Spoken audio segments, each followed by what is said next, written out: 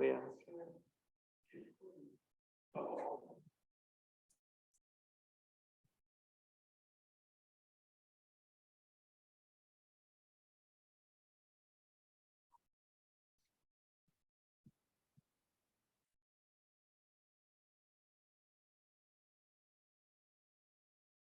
Recording in progress. You have to shut that off.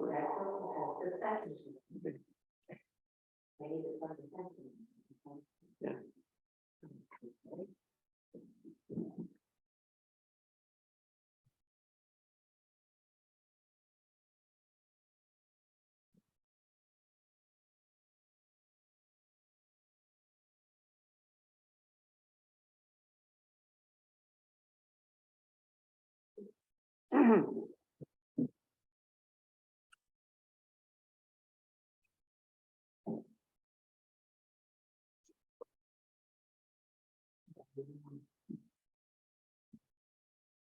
The internet connection is unstable.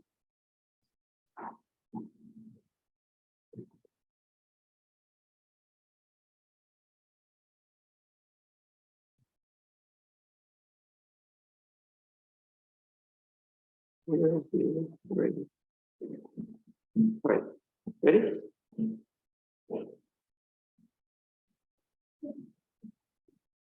Okay. No, oh, I didn't bring it. I should be okay. Yeah. Yes, thank you. Okay, so I guess we're ready to begin. Welcome everyone to this, the first regular meeting of the town board in December 2022. We begin with a public hearing, which I will now call to order, about the local law to enable local administration of building and energy codes. This was necessitated by the state changing the scope of what it is that we are to enforce. And in fact, in the course of doing that, we're reading a local law that enabled us to administer the building and energy codes. The new version looks very similar to the old, but with a few differences. Is there anyone who would like to comment on this? Here.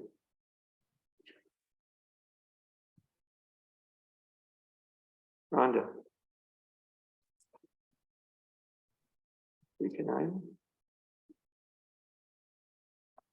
I'm disappointed that this was announced. I checked the agenda yesterday sometime and there was nothing there. And I checked it again at 10:30 this morning to find this 27-page document. And I think that the town has done a very poor job of talking about this document and giving people notice of it. And despite the fact that it may look similar to something that once was or will soon be dead, I think that you did a poor job of that. I also want to say that if you're writing a document that trying to justify on the right side of the page can lead, unless you're doing a lot of kerning, to some odd sentences. And there are a few in there that have wide spacing between the words, and that really should be fixed. In addition, if it says, and this may not even be the fault of anybody in the town of Danby, if you're going to use the word article or subchapter or chapter and write them out, then you should be writing the symbol for section. It's just the way it works. I went through the whole 27 pages and I thought that the document was, I liked it from what I could tell. I do have a concern about Section 17, and Section 17 deals with Let me get to it. Section 17.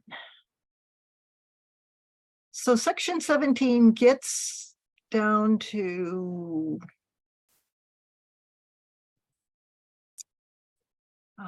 penalties, violations, penalties, and that sort of thing. And in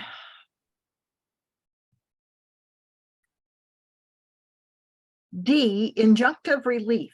I want to make sure that I understand this correctly, because this to me is the most important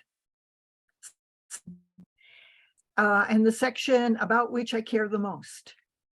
So in injunctive relief, D, it's on the 1, 2, 3, 4, 5, 6, 7, 8th line near the end. It says, to obtain an order directing removal of the building or structure or an abatement of the condition in violation of any of the same. I want to make sure that that phrase allows the town to instruct someone to remove a house they have had no permit to build. And this happened not long ago on Peter Road, when all of a sudden a house appeared. There had been no house there the day before, and there was this house, and someone was living in it. And I reported it to Steve, and it ended up that they had had no permit. We need to be able to tell these people to take the house down. You have no permit, you've got no plans, nothing. We need to be able to tell the people to take the house down. So I would say that for the most part, I agree with everything that's in this document. I have little experience with code enforcement, though I've read fire code. I feel that it's a good thing for us to have, but we really absolutely need to have the ability, the legal ability to instruct people to take down whatever structure they've put up that's illegal. Thank you.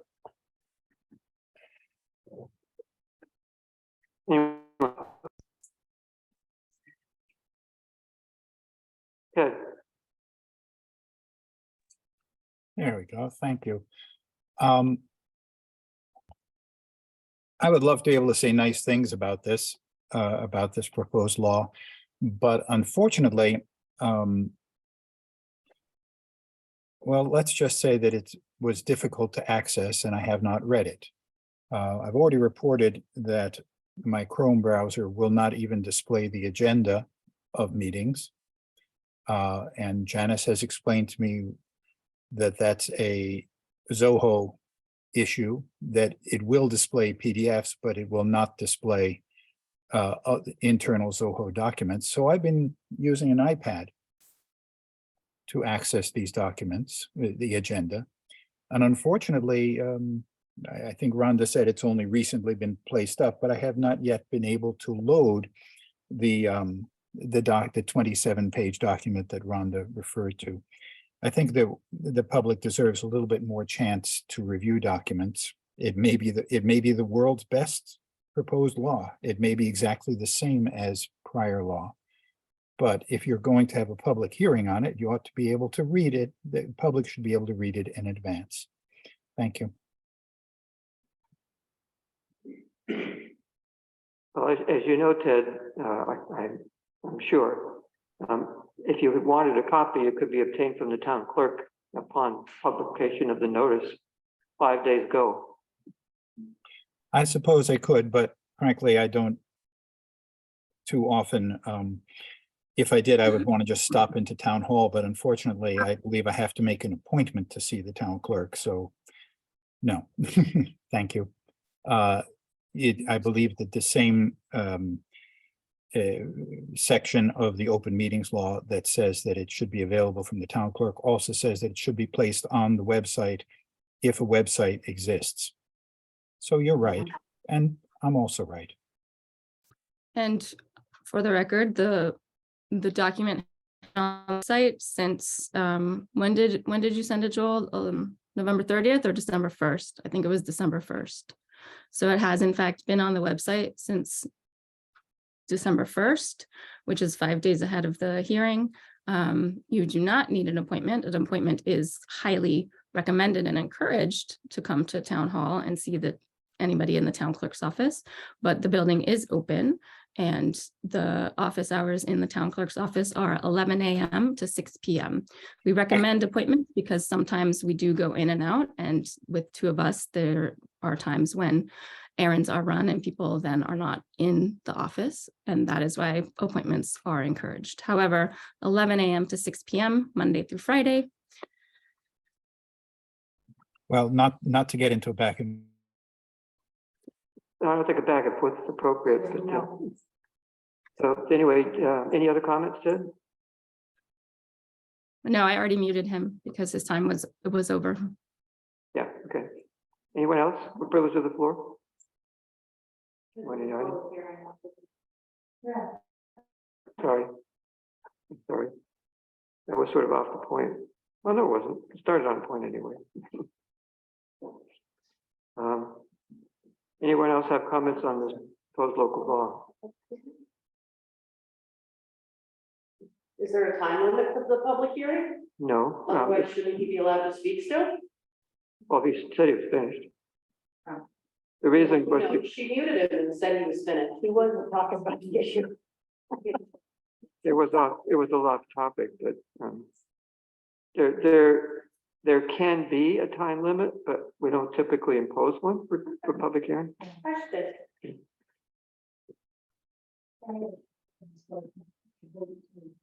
Okay. So if there are no other comments from the public, why don't we close that public hearing and call the regular meeting to order. First thing is the additions and deletions, of which there are quite many. Because they all came up within the last week. So of the ones that are here, I think I could move them all down. The town clerk's report being moved to the next meeting means it doesn't appear anywhere down below. And the item that was on the town clerk's report of findings, the Office of State Controller's audit, it's now clear that the transmittal to the board of the report satisfies that requirement. But we've already been told that, so we don't really need to deal with it again. And then the budget transfer resolutions appeared after 5 o'clock. The no Bank Road, yet another that not everybody may be aware of, but that's another addition to the agenda. If everybody's okay with it, I'd like to put all of those at the head of the business section when we get to it. Are there any other additions or deletions? Okay, none. Let's move on to privilege of the floor. Is there anyone who'd like to address the board on any matter? Unless you want to be wrong, if there is. Would you like me to? Okay, go ahead. I have no longer been, oh, we're not connected again. Anyway, you are free to speak if Janice will unmute you, or you're not. You are muted. Yeah, go ahead. Or did your hand up from before? No, it's not. And I do have something that I want to say that I feel is kind of important, and I am prepared. So I wanted to read for the record an email that I sent out on the 26th of November to Steve Courtright, the code enforcement officer, and it went to the town board. And it's not all that long, so I will read it. Steve, I just wanted to point out that someone is clearing land on South Danby Road, 2 doors south of 100 South Danby Road. And and that a number of people on the road have replaced their roofs without me seeing either or notice of them paying for a permit in the CEO's report. And then I go on to talk about the roofs, and that's really what I'm concerned about. I'm concerned about this clearing of land on South Danby Road because I went by there today. I mean, I have to go by there every time I go into Ithaca and back. So I went by there today, going to and from Ithaca, and there's now a driveway there. And I want to state something that is really of concern to me, and that is that this property appears to be right next to Mary Woodson. Now, Mary Woodson is involved in applying for an easement on her property, conservation easement. And so this person has come along, and it looks like they're intending to put a house up that's very close to the property line. And I got to thinking about this. And if this person does do that, then they're taking advantage of a situation where they would have no neighbors or sparse neighbors. This would add value to their property. And I got to thinking about other people who have easements on their property, or who are thinking of putting easements on their property. And I could mention Ted as a very good example. So let's say that Ted puts an easement on his property, it doesn't matter with whom, and all of a sudden a neighbor, an adjoining parcel, says, wow, I can make lots of money out of this, and I'm going to divide it up into 5-acre parcels and sell these parcels at a lot of money because they're not going to ever have any neighbors. So these people will come along and they take advantage of this is their property value, for at least for the sale of the property, and they never have to bother with any neighbors. And I think we need to be thinking about this, because this is totally anathema to the whole business of protecting the rural character of the town. What you end up with are these easement properties totally surrounded by lots of other properties very close by who want to take advantage of this easement property and the fact that they would have no neighbors. And that really bothers me. So I'm making you aware of this situation. Running out of time here, so if you could sort of summarize your point. Sure. So that's my point, and I'm making you aware of this situation and hoping that you think about it and think about how this whole situation can really ruin the rural character of the town. Thank you. You're welcome. Anyone else want to comment? Oh, yes, Teresa or Dan? Yeah, because otherwise they can't hear.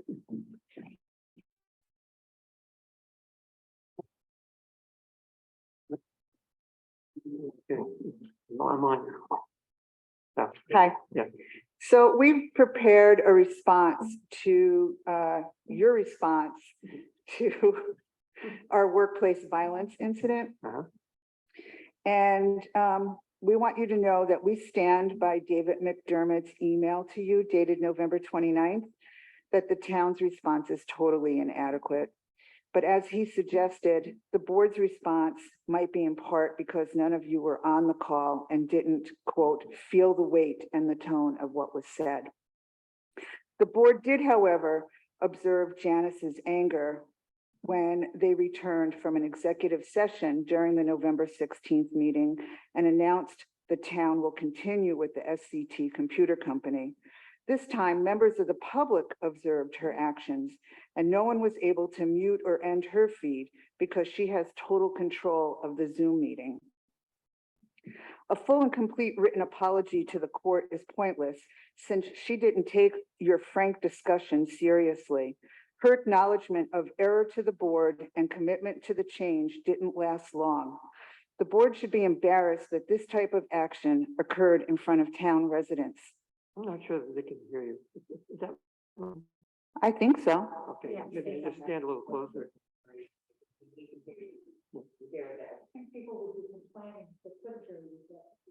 Yeah.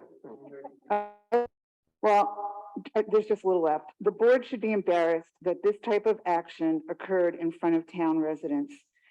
If you were to go back and listen to the transcript of the November meeting, she quit at least 6 times.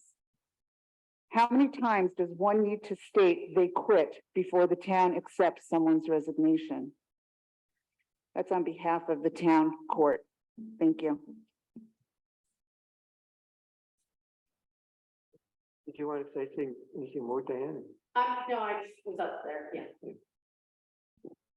Any other comments? I'm sorry, I did notice on the agenda tonight that you're having another executive session for a frank discussion, so this will be the second one. And it may not be an executive session. I'm sorry? And it may not be an executive session. Thank you. Ted, Thanks. Just for the record, I object to being cut off earlier. I don't think my clock should include discussion by the town board on my time. You said that the report from the auditor will not be presented. I read to you from General Municipal Law, Section 35. The clerk, I'm paraphrasing. The clerk shall present the report of the examination to the governing board of the municipal corporation, that's you guys, for its consideration at the first meeting thereof held after the filing of the report. It may in fact be true that you don't have to present, you don't have to make it obvious to the public, but it is telling you that you have to consider it. I think you should put it back on the agenda. I agree with many of the things Teresa just said, and I'll add that, Joel, you said that it may not be an executive session. I'm aware that you can discuss personnel issues in executive session. I question whether personnel issues include a discussion of the performance of an elected official. Since the elected official represents the public, I'm not so sure that it should be happening out of the public eye, but that's, you know, I don't have any law that stands behind that, and no doubt you've consulted with a lawyer on this. Also, well, I mean, if you allow me to comment on that, clock off. Clock off. We checked. Janice checked with the state auditor and was told that the transmission of the report to the board, which happened sometimes since, satisfied the intent of the law, which is that the board be audited and what the results were. But we have that information. We've had it for some time. So it would strictly be an exercise without any real point to repeat that. So that's why we took it off. You know, it's not necessary to be on. And on the point of the executive session, the language of the law is a little bit ambiguous, but it looks like it's intended to apply to employees, and the town clerk is not one such. So that's why I suggested maybe it would not be an executive session, because it's outside the scope of the allowed purposes for executive session.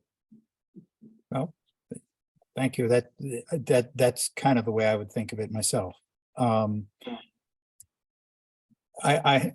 if you do have that discussion, I know you won't allow the public to participate, but I hope you recognize that this is not, I do not believe the situation that the town finds itself in, the town board and the clerk find themselves in, is entirely one-sided. I think there are things on both sides that need to be examined, and I hope you'll do that. Okay, thanks. Oops. Okay, there we go. Anyone else? Okay, well then, let's move on. There's no correspondence, I believe, or announcements. We have the code officer's report in writing. Would you like to give us a plans report?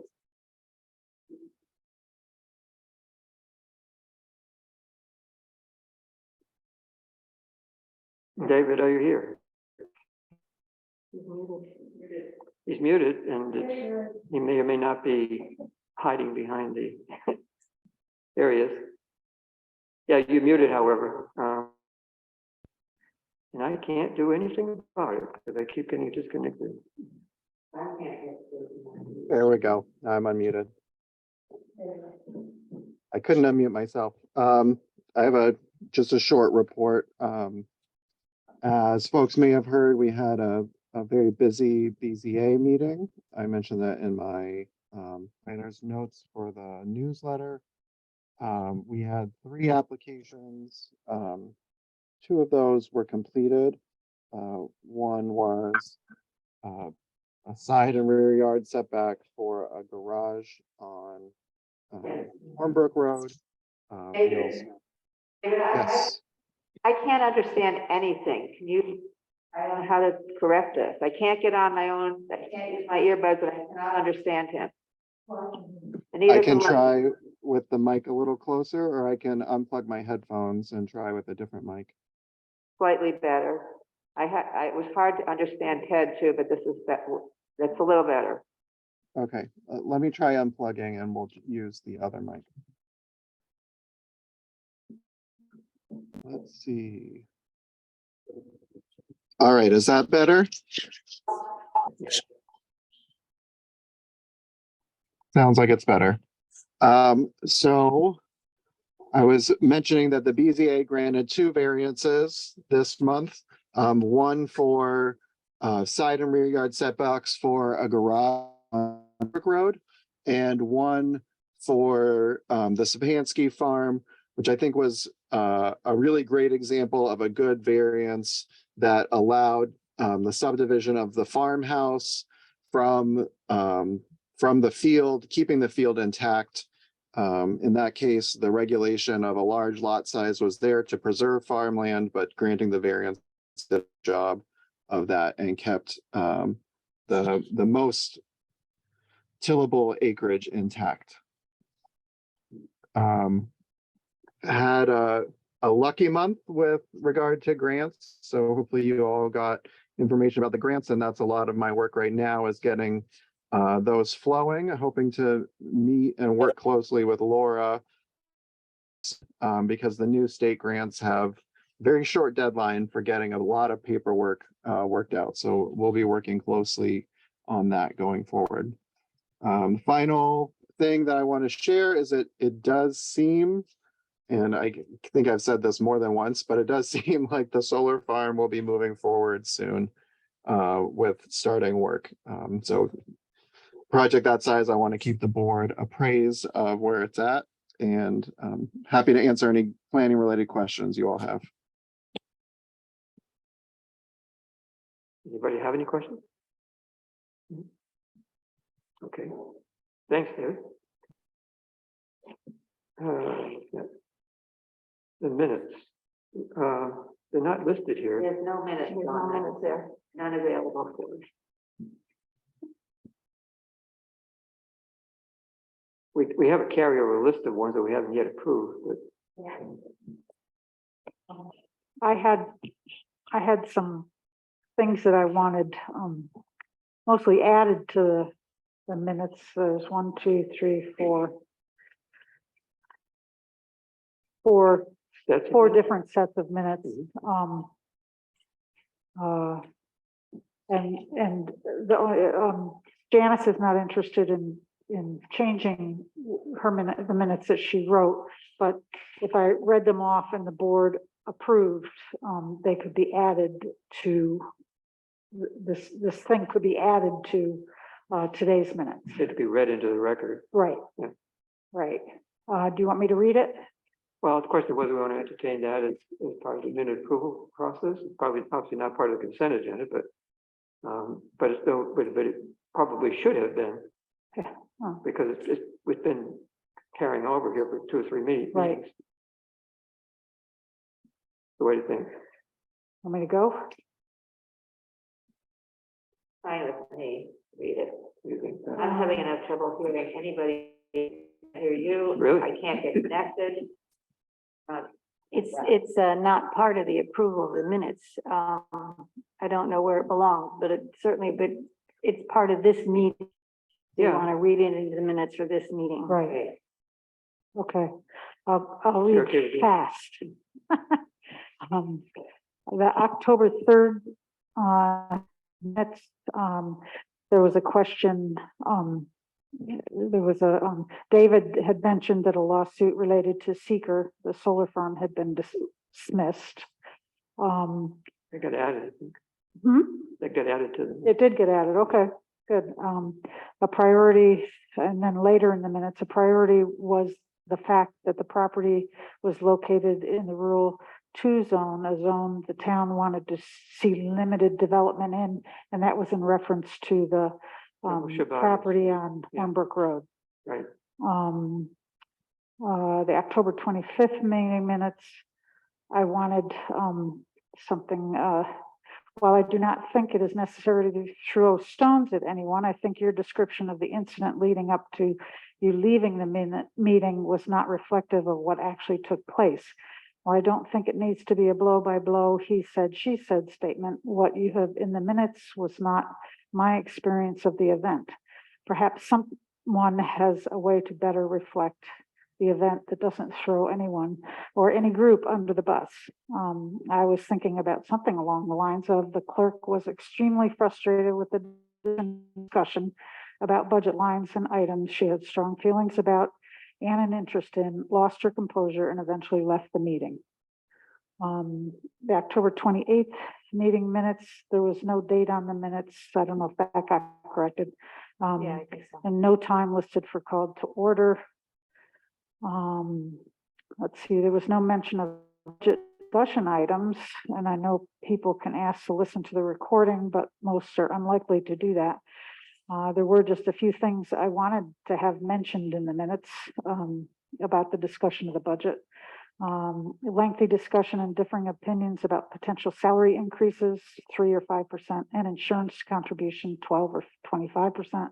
Union negotiations have yet to get underway and will have an impact on the budget relating to salaries and insurance contributions. With much help from Laura Shawley, found some budget lines that could be reduced and some revenue that could be added. Discussion about use of fund balance to balance the budget. No increase in salary for town board members and no additional salary for the deputy supervisor position. Interest in finding funds to pay for town website. I would help reduce workload of the clerk, spend some time in the coming year to study, survey work duties of various town positions and research IT security options. So there was no listing of any of the discussion. So I wanted those items in there. November 1st, I don't know if I got correct. Laura was there via court staff asked the board to go into executive session to listen to a letter they wrote. The town board stance was that they make the decision to go into executive session and would need to have a reason to do so. It was suggested that the court staff read their letter during the meeting and a decision about executive session would follow. Another thing, Dick House was very angry and frustrated with the town because he had not been paid in a timely manner. He is not mowing until he gets paid what he is owed. He had also wanted to add 1% to his bill to cover increasing gas prices, but was told by the supervisor that the town needed to adhere to the contract in place. The town can explore reasons why he has not received payment and possibly make changes to the contract. Another item was Leslie wanted the board to be aware of the impression some residents have and to do what we can to be open and honest during appointments, including abstaining from votes if biased. And last was the town board decided they wanted to hear from SCT, have them come talk about contract, plans for the future, how best to meet the needs of the town, have them come talk with us before interviewing or exploring other options. Those were just things I wanted in the minutes. So. One thing I noticed looking at it ahead of time was, I think it's Hoose. Hoose. Oh, really? Okay, it was spelled wrong somewhere where I, Yeah. okay. To correct your correction. How do you spell it? I think it's Hoose. Oh, okay. I saw it somewhere. It was HOUS. Yeah, Okay, I think that's right. thanks. Um, So you'd like that read into the record. It takes a board vote to do it. Yeah. And will we do that? You're moving it or I'll move it? Well, anyway, I moved it. I'll second it. Any discussion about whether we should do that? Okay, Janice? One second. Connors, So the mo- Yes. Hunter, Yes. Woodworth, Yes. Gagnon. Oh, okay, so this brings us back to the question whether we should I entertain I approving didn't, those you minutes. said Gagnon? I'm sorry, what? I didn't hear your response. Hear you. Oh. You maybe didn't say anything. Which it brings us back to the question of whether we should be approved, we should approve those minutes. No, For the- I didn't hear Yeah. your. She didn't hear vote. your vote. Oh, my vote, yes, sorry. It's okay.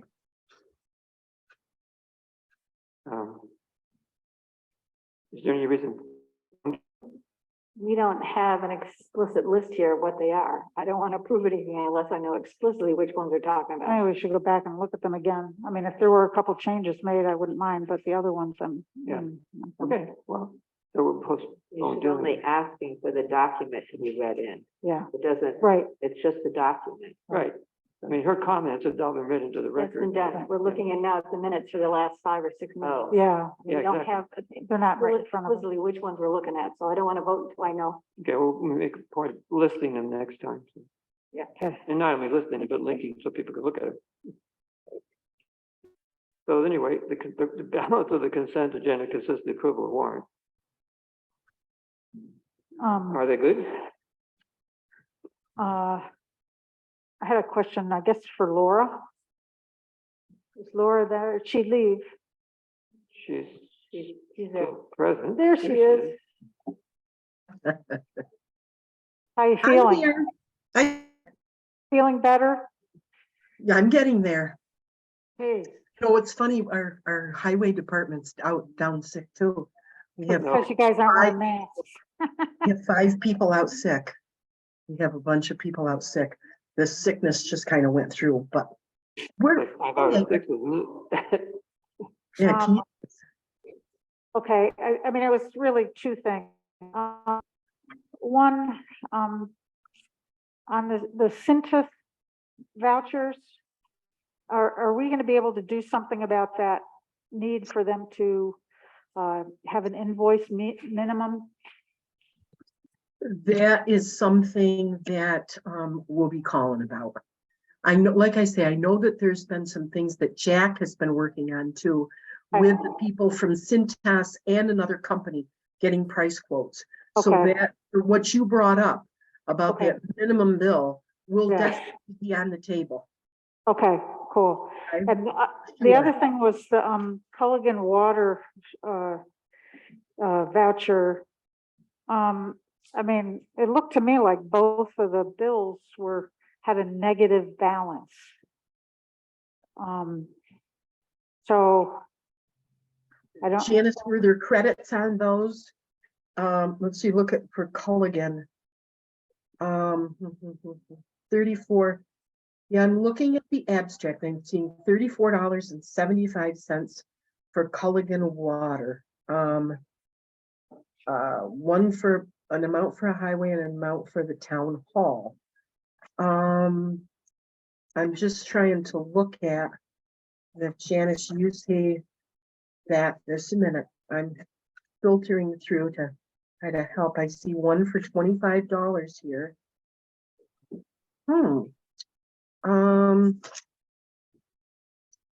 And then I see some others and a negative amount, like that negative amount of $237.60. Is that what you're looking at, Leslie?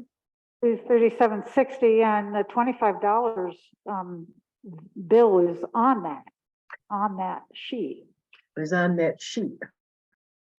So I- one of them is an I'll let invoice. Janice speak to this. I know she's. All I was gonna say is that one of them is an invoice and the other is a statement summary. So as far as aware by the invoice. But again, as I said, I don't know if what that means as a summary. So we've got an invoice of 20, yes, and then that statement summary. And then another one for 975. So the amounts that are on the actual abstract are the $25 and the $9.75, correct? Yes. Right. Right, And so those are both included on a bill or whatever you want Summary, to call summary it, statement, a statement summary that, statement. that at the end of it has a negative balance on it. what you were looking at, yes, is this, like you say, the statement summary. It says, And like the 975 that was delivered on November 30th is included in the minus 114.25. It's the last item on that bill or invoice or statement or whatever. and is it for that exact, let me get this one, 307. It's a different, that minus 5, it's a different invoice than Right, this. yes. Right. You know, sometimes these companies, as great as they all are to work with, they really, I don't mean to say these companies like, you know, in a negative way. The way that they put this paperwork down and produce these statements and not invoices, and you're looking at the statements, you can be looking back from various number of times. So probably looking at the statement is probably a lot of this statement has already been paid in a previous billings, but they send the statements along like an across through the mail. Am I kind of hitting on this, Janice? So these statements themselves are a little bit difficult to be able to tell what you're looking at. But what you can really rely on when there's things that are coming on these abstracts are the actual invoices themselves with the latest dates. You've got 2 invoices with billing dates of 11/30 on them, one for 975, one for 25. That's the amount that's on this abstract. And this statement is something that we'll have to take and we'll have to research it and find out why those amounts are on that statement in the first place. It could be something coming out of their office. It could be something that they looked at and don't have it in marked down at the time in their system. Where they up with it. And 275 is a lot, unless you're talking about like the whole cylinder rental or something. So I don't know. I would say on this abstract, Leslie, the fact that there's only the $25 and the $975 to pay, that we're probably okay, but the fact that that statement is in there, that's what's bringing about questions. And we'll have to call the company and get to the bottom of what they're really talking about here. Credits coming through. All right. But these 2 here are definitely, now the 975 you were referring to is a different invoice than these actual invoices that just came through for 11/30. So you're safe with this 975 and you're safe with that $25. Okay. That's on the abstract itself, and we'll do the research. I'll buy your story. I'll buy your story this time. But it'd be nice if this stuff was fixed or figured out before we're supposed to approve them. I mean, I feel like I'm approving. You know what It's not a lot of money, but there's a bill that has a negative balance on it. So it doesn't make sense to me. A lot of times, like when I was sending them through, I wouldn't send through these statements because the statements themselves are just things that we're doing figuring on pretty much, looking at the figuring. And the only things that I would normally send through to you guys are the actual invoices that you're approving. And that statement is something that's kind of got to happen behind the scenes, looking through and investigating why this statement even says this in the first place, coming from a company, and it's probably not even relevant to what you're paying now. Okay, all right. So a lot of times, what I would do, I don't know what Janice does, you know, when she's putting them through, she has her own way, is the statements I take, do a little investigation on them, and then I wouldn't usually send them through because they create confusion, and there's a lot of back dated information that they put on these statements for their own use as well, these Okay. companies. Okay, Okay, But you will check so that before the next invoice comes through, if there really is a negative balance, we will not pay the next invoices that come through. there you go. We'll take this, and from the highway and the town hall, and we'll get on there with them and say, what are you talking about with this negative $237? okey doke. Okay, Okay, thanks. you. Sorry. you're welcome. I mean, I move that we approve the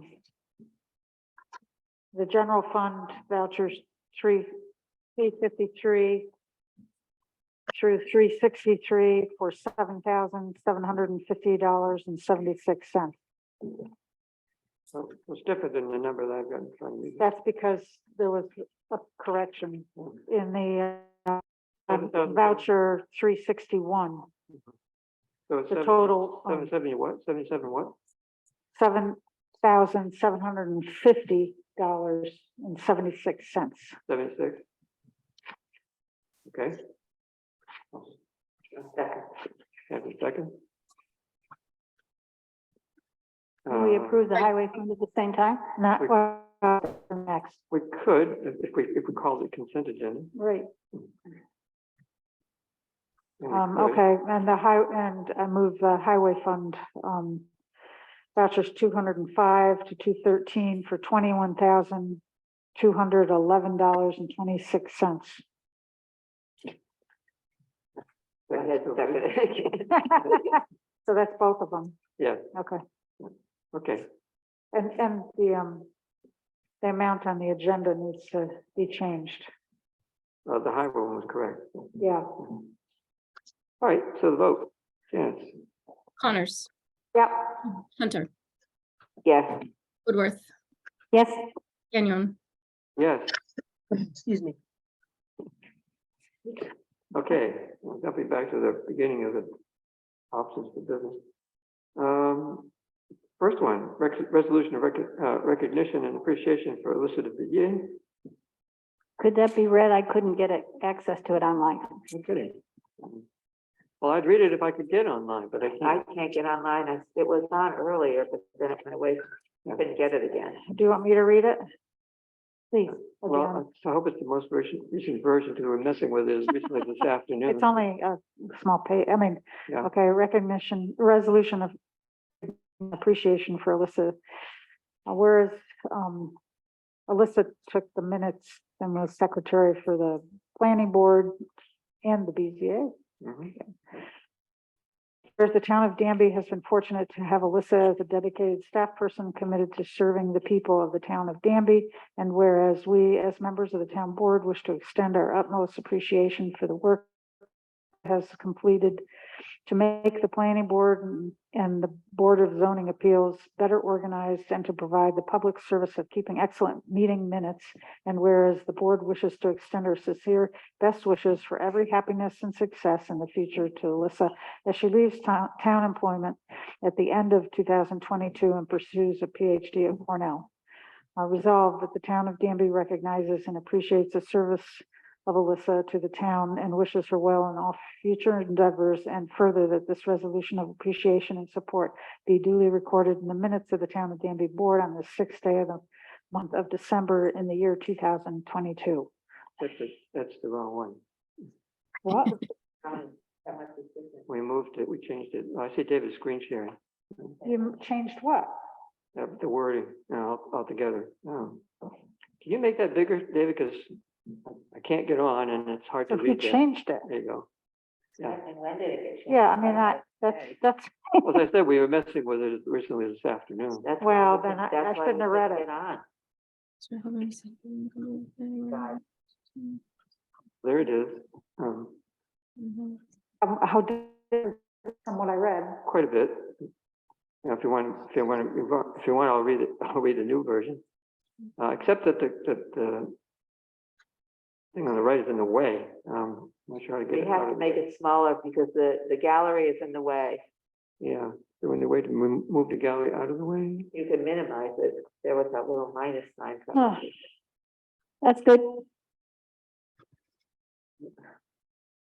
There you go. Whereas the town of Danby has been fortunate to have Alyssa DeVidia as a dedicated staff person committed to serving the people of the town of Danby. And whereas her extraordinary minute taking stands out for its value to the public and as an exceptional record of activity for both the planning board and the Board of Zoning Appeals. And whereas her help in facilitating the work of both the planning board and the Board of Zoning Appeals has resulted in improvements to both processes and record keeping. Now, be it the Danby Town Board recognizes and thanks Alyssa for her service and extends our sincere best wishes for her every happiness and success in the future as she leaves town employment at the end of 2022 and pursues a PhD at Cornell University. So I'll move that version. I'll Second. withdraw my version. I can explain why I could change it if you'd like, but No, I only would like that if the next time something's changed before a meeting, that something goes out so that we're aware of that. That's all. I'll second it. any discussion? Okay. What I hope to do is get this framed at an Yeah. appropriate occasion. Which would, the best place would be at the planning board meeting if they meet, but they may not meet this month. And Oh, so- really? Oh, If so, it might be our next board meeting right, or some sort of special occasion set up specifically for the purpose. cool. Janice, Connors, Aye. Hunter, Yes, Woodworth, Yes, Kenyon. yes. Next steps for reviewing and selecting vendors for IT services. We need a process.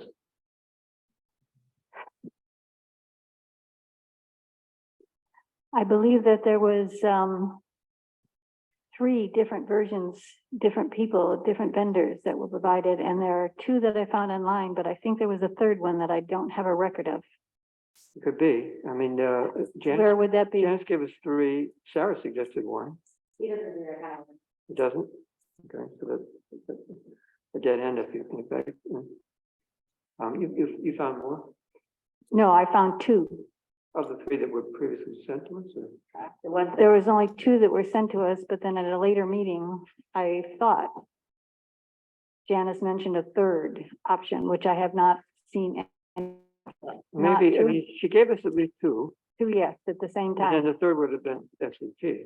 No, I have There are, on this list. Do you?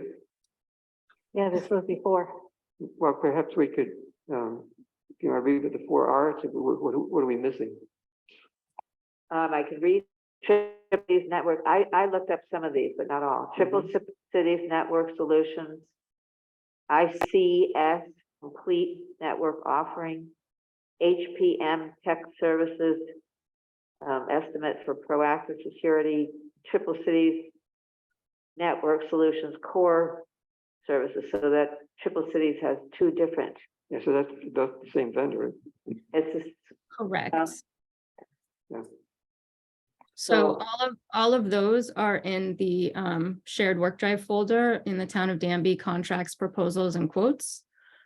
And Triple Cities Network did provide 2 quotes based on the feedback from their standard service being too expensive. So they offered a second option of core services that they could provide. well, those are one separate from SCT, and we still want to hear from them Yeah. as a group Right. or as a committee, whatever we Or do. a committee. However, that's probably what we're talking about, is how are we going to do this? Exactly, because, if we do it together, then it's a board meeting. We have Well, to- we just can have an open meeting. Yeah, and if we want to do it as a board. Yeah. Yeah, the alternative would be to assign a couple of people to meet with them and then report back, in which case we don't all have to get together at a meeting, but. So. I don't have a feel problem strongly- calling it a meeting. I mean, we do that, we need to have some more time because we've got the end of the year things to do and the Yeah. several other things that need to be done ahead of that, but I mean, we could, I believe that we should at least start with SCT to come in, you know, they've been our vendor for many years. Have them come in, talk about, you know, what problems have come up, what they see as our needs, future needs. We also, it sounds like there's a computer that there's a problem with. Maybe it's Cindy's computer that somebody should be taking a look at. So, I mean, I believe we should get SCT in. That hopefully could be done soon. And then we'd have something to compare. we can Compare other with these vendors. other ones. So, but, so do you imagine this happening as a meeting between them and the whole board? I don't know, yeah. Like that? I mean, Okay. unless somebody isn't in. I'm interested, but I think it's going to take a lot more time than one. I mean, getting all four companies to have somebody show up at a meeting does not sound like. Oh, a no, I really- wouldn't have them all come at the same time. Okay, that's what No, I heard. no.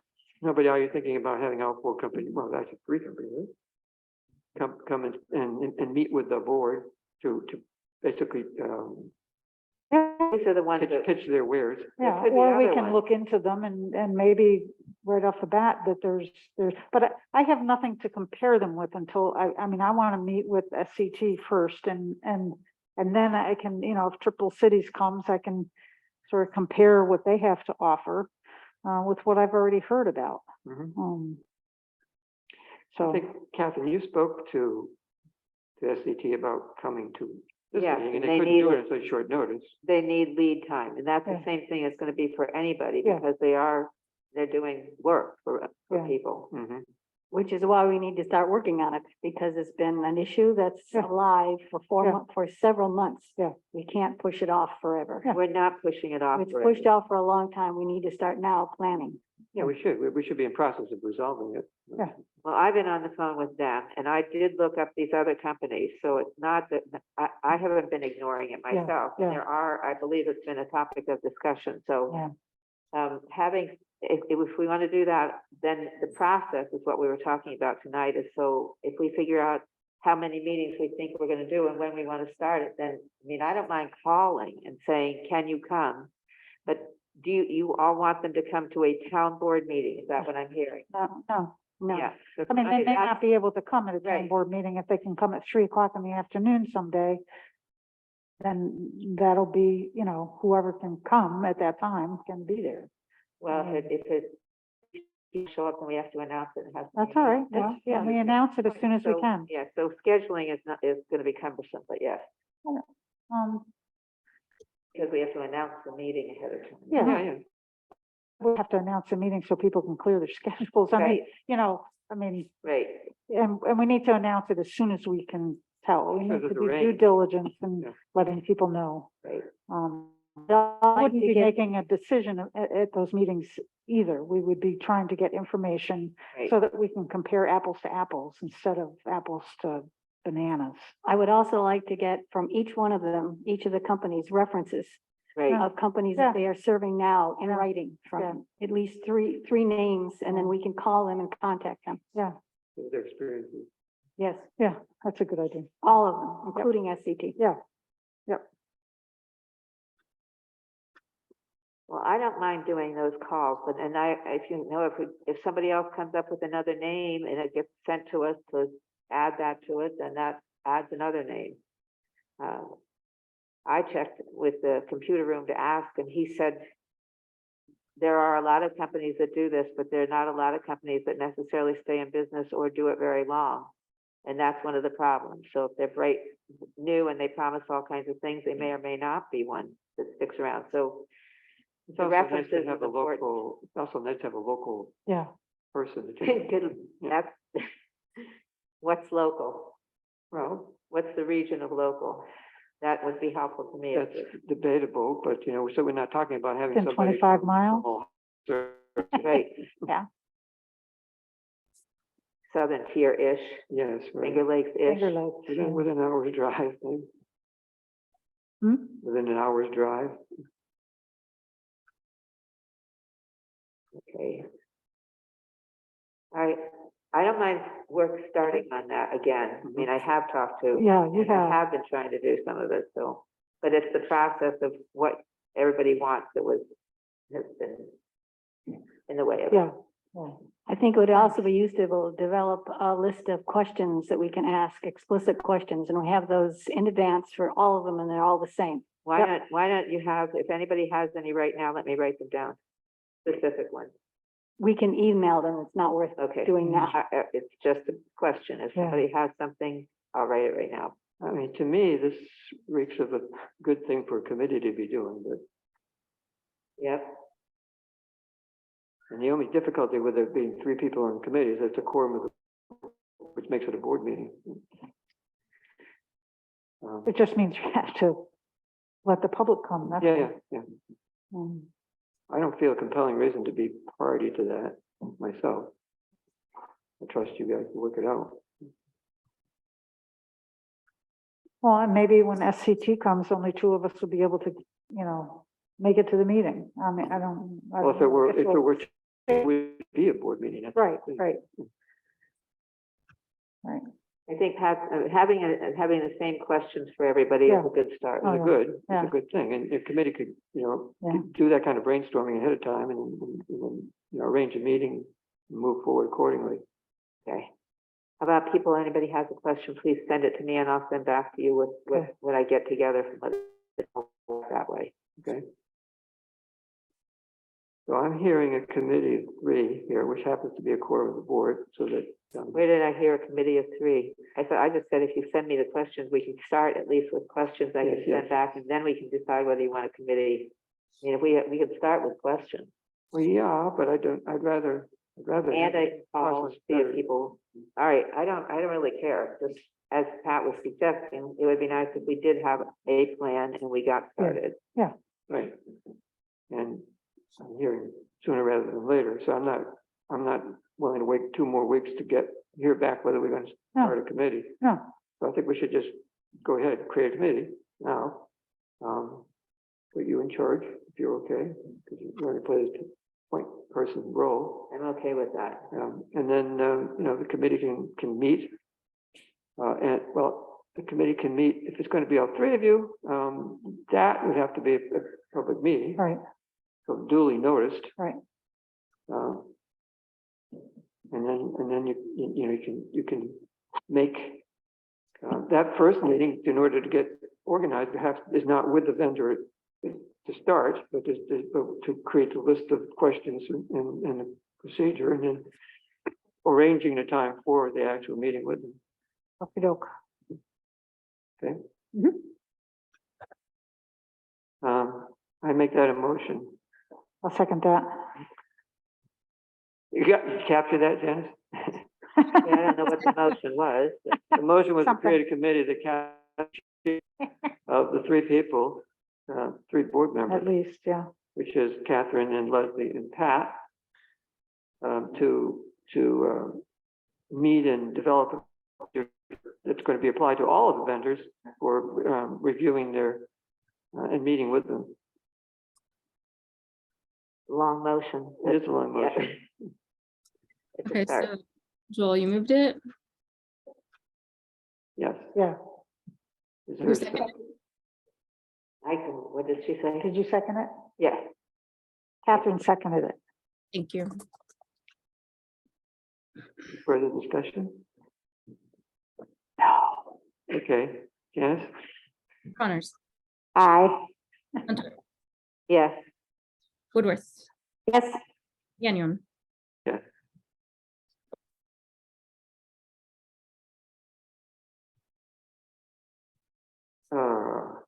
The court audit. I think I forwarded to you the letter I got from the court indicating that they're ready to be audited. It's the board responsibility to audit the court, as well as the supervisor and the clerk in the course of the year. The court says they're ready to go. We we need a committee to do it. Was it Pat and Leslie last time? Uh-huh. You want to do it again? Of course, Yeah. I would point out we that were the, waiting for that. I did check, and it is, in order for this to be conducted properly, the actual documents have to be examined, not a statement that says that the documents have been, they have looked at them and they're okay. Oh, You have to actually review the books, in fact. So I move we create a committee, an audit committee, for this purpose of Leslie and Pat. Second that. of course you would. And we'll meet at the convenience of the court, with Diana, whoever. Any further discussion? Okay, Janice, Connors, Aye. Dur, Yes, Woodworth, Yes, I guess it was. Gagnon, yes. that's so funny. Where we are in the scheme of things in terms of filling our position, have outstanding, we'll deal with it later, the board position, because we filled the vacancy on the CAC and the vacancy on the planning board. But we have now a bunch of expiring positions, well, the terms are ending. And we have applications to fill those expiring terms. On the Danby Youth Commission, we have 3. I need to make a slight correction on that. There's nobody expiring Right. on the Danby Youth Commission. What they're doing is applying Trying to to stagger. stagger it. Right. So there's no expirations on Right. those yet. They're voluntarily restarting. We're trying Right. to figure out how to divide it up. in That's 2 what, years, that's 1 year. why 3 people Yeah. decided them at Right. the meeting. 3 people have applied to be appointed for 2 years, Correct, Right. which will create the staggering as we go forward. correct. Right. And the 3 are, Arnold, Marnie, and James Sorrentino. Yeah, Marnie's new, Yes. Jamie is, and Nina Sure. are continuing, yeah. Old. Earl has applied for the BZA and Jody for the planning board. So far in the CAC, we only have Catherine and Margaret Corbett. But I know 2 people that have been submitting their applications tonight. So the 2 that did not yet, but need to are Jonathan Yeah. and Don Schaffler. Yeah. Jonathan was trying to help Don because Don has trouble with the Zoho. Yeah. So, And Marie Monroe, who at the last right. Water District Committee meeting indicated that she was going to reapply, has yet to do so. That committee's meeting tomorrow, so we'll bring it up. There's Well, also, maybe, you're going to be at the meeting? Could you just take her an application? I will, Because I did email her. yeah, and she didn't respond. No. She So maybe didn't know who I was. Tomorrow, there's also somebody else interested in serving. Oh, So, but we have, Carl told us, Carl, currently member, that he was staying on only until we found somebody right. to replace him. So, And somebody's expressed an interest? yes, right. So, Have they put in an application yet? no, so that too will be discussed Are tomorrow. they going to be at the meeting tomorrow? Maybe you could take 2 No. applications with you. Yeah. I could ask him, and suggest that he come because it would be a good Yeah. idea for him to come to a meeting. anyway. Right, And if you have a paper application, it Yeah. might make it easier for them. yeah. Peter's Peter McDonald's is a person who's interested. He's got access to the computer and Yeah. should be Let's able do to it. find the application on the website. We trust. Anyway, that's where we are in the scheme of things. there. Okay. We moved town clerk report, let's see, the budget transfer resolutions. It being near the end of the year, there's a bunch of places where we need to move stuff around in order to come out right. Laura, there are 2 for these. I didn't put them in one resolution, but maybe you can explain why that's No, true. one of them is is not really a budget transfer. One of them is, I was looking through some of the transactions here. As a matter of fact, I was looking at the town clerk's line, and I was seeing that, you know, as I did the account analysis sheets, that was over budget. And I just sort of pulled in through there because I could tell that there was maybe something charged to that account that shouldn't have been. And what I found that, you know, we've got two account numbers. We've got an A1410.4, which is the town clerk contractual, and we've got an A1410.480, which is for legal ads. So I found a couple of legal ads, and I know that there was a lot of different things in the paper at one point, and they were charged to A1410.4. So first one is to reallocate the actual expenditure. So where the board approved that expenditure to be charged to A1410.4, we need to move that actual expenditure out of there and charge it to the account number that it should have been charged at, was A1410.480. So that's just asking to be able to move that, to do that. And then the other one is an actual budget transfer. So I've went through, you know, when I sent out the general fund and the highway fund, I didn't have any budget transfers in the highway fund at this point. But in the general fund, the amount remaining in the budget, we were over budget in a few of the line items. And so I went through and took a look. In there, we can see one of them was for legal ads. Once we moved that amount in there that should have been in there, that one was over budget. And then I made a suggestion on this other resolution. We had money left over in our workers' comp, so that they're asking that we move a budget amount from workers' comp to legal ads. Could everyone hold just one moment? Mhm. So you get to see, you saw these earlier, right? Well, I mean, she sent us that at about 5:00. I saw Okay, that. I'm sorry about that, guys. I just was trying to get some of your background noise gone for you. Okay, so that moving from workers' comp, also the senior citizens went over budget because they took a few extra trips this year. As we know, they haven't been active in the last couple of years because of COVID. And they did go over a budget by $841 this year. So I was just suggesting we move. There was also enough money in the workers' comp to move some money out of there into that senior citizens line. We also, You know, I spoke with Dan last week, and he told me that he thought that they didn't spend all of their budget. But you're telling me that they did. Yes, they actually did. And that came through in the last bills that they paid for their bus trip that they had. So that came through as an amount. So yes, they did send that. And I'll provide those bills to you so that you can see them too. But as I was, but they're not authorized to spend more than their budget. I know, but it sometimes it just happens. You know, they probably felt, you know, that they hadn't spent anything in the last few years, and maybe they got going with the bus tour or whatever. I don't know, but anyway, those were the bills that came in. They were over budget by $841 for this year. We take some money out of the workers' comp, however you want to handle that. Okay.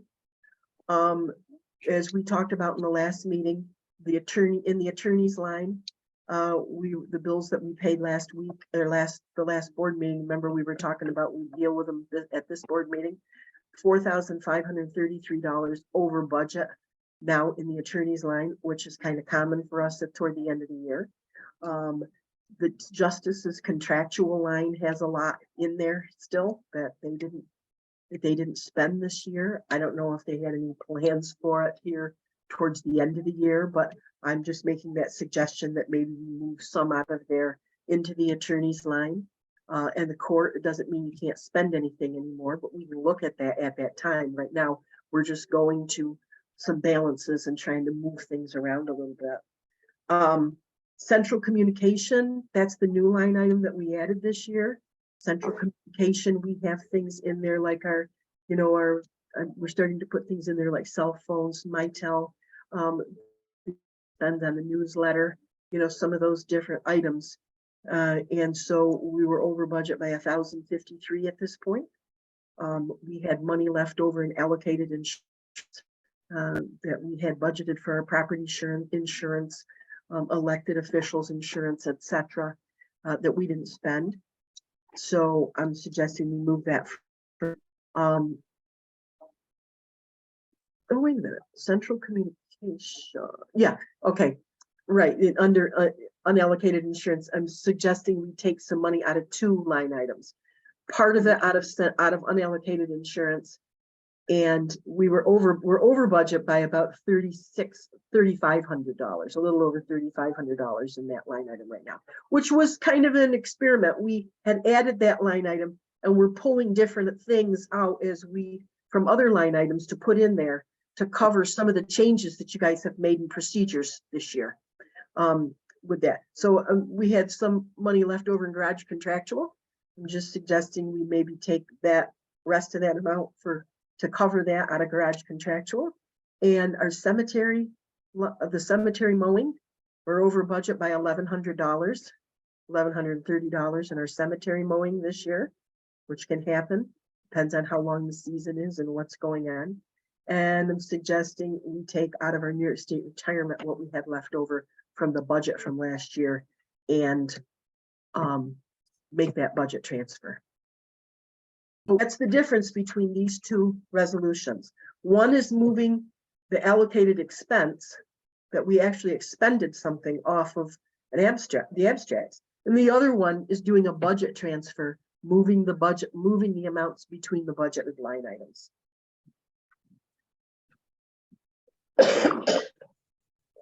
Excuse me.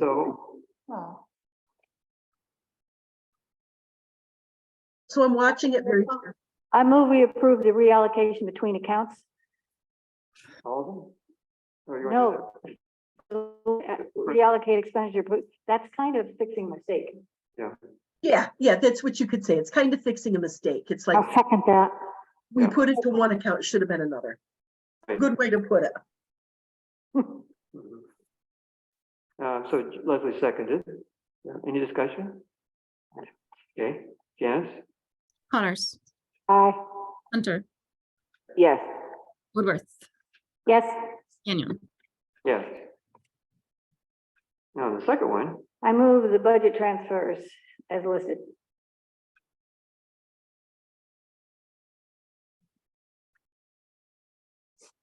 I'll second that. I do want to talk about that a little bit. Yeah. First, I want to know whether the court's okay. Yes. Okay. And then the other thing was I wondered about, I mentioned, I did talk to Dan Clements, and he was under the impression they had underspent their budget by a little bit. Well, what I'll do, Joel, is I will make copies of the bills for you and show you what the bills were and what the expenditures have been. Yeah, but it makes you wonder what their counting must be off. If he told you this off the top of his head, I wouldn't depend on that.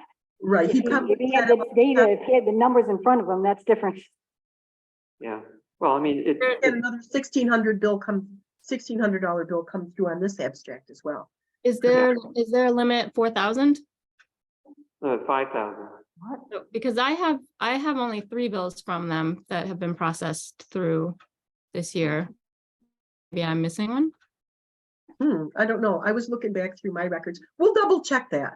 It won't hurt to move it back out. If you approve it now so that you see, based on the figures you have in front of you right now, before you, to cover whatever expenditures that I have figured. If I figured something wrong, I'll go back and double check it. And then our next meeting will address it if I'm wrong with my figures. How's that? My problem with it is that I don't think no contractee, which basically if they are, right, under contract, can overspend their budget pursuant to their contract. Right. If they want more money, they could come back and ask for it. Okay, we but can let's take modify that. the agreement, but they can't overspend it and expect us to pay it. Well, let's take that one off of here for now. We'll do a double check between Janice's records and mine and see what we have. We'll address it at the next meeting. How's that? Good, I'll adjust the motion to reduce the second item. Yeah, take off the senior citizens and we'll address it. Modify the motion. To remove the second item. Yes. Yeah, okay. To move the 841, and then we'll take a look at it further and verify that number, okay? And then you figure it out from there. Okay. What are we taking off? The, Line 2. line 2, right? Senior citizen? Yeah.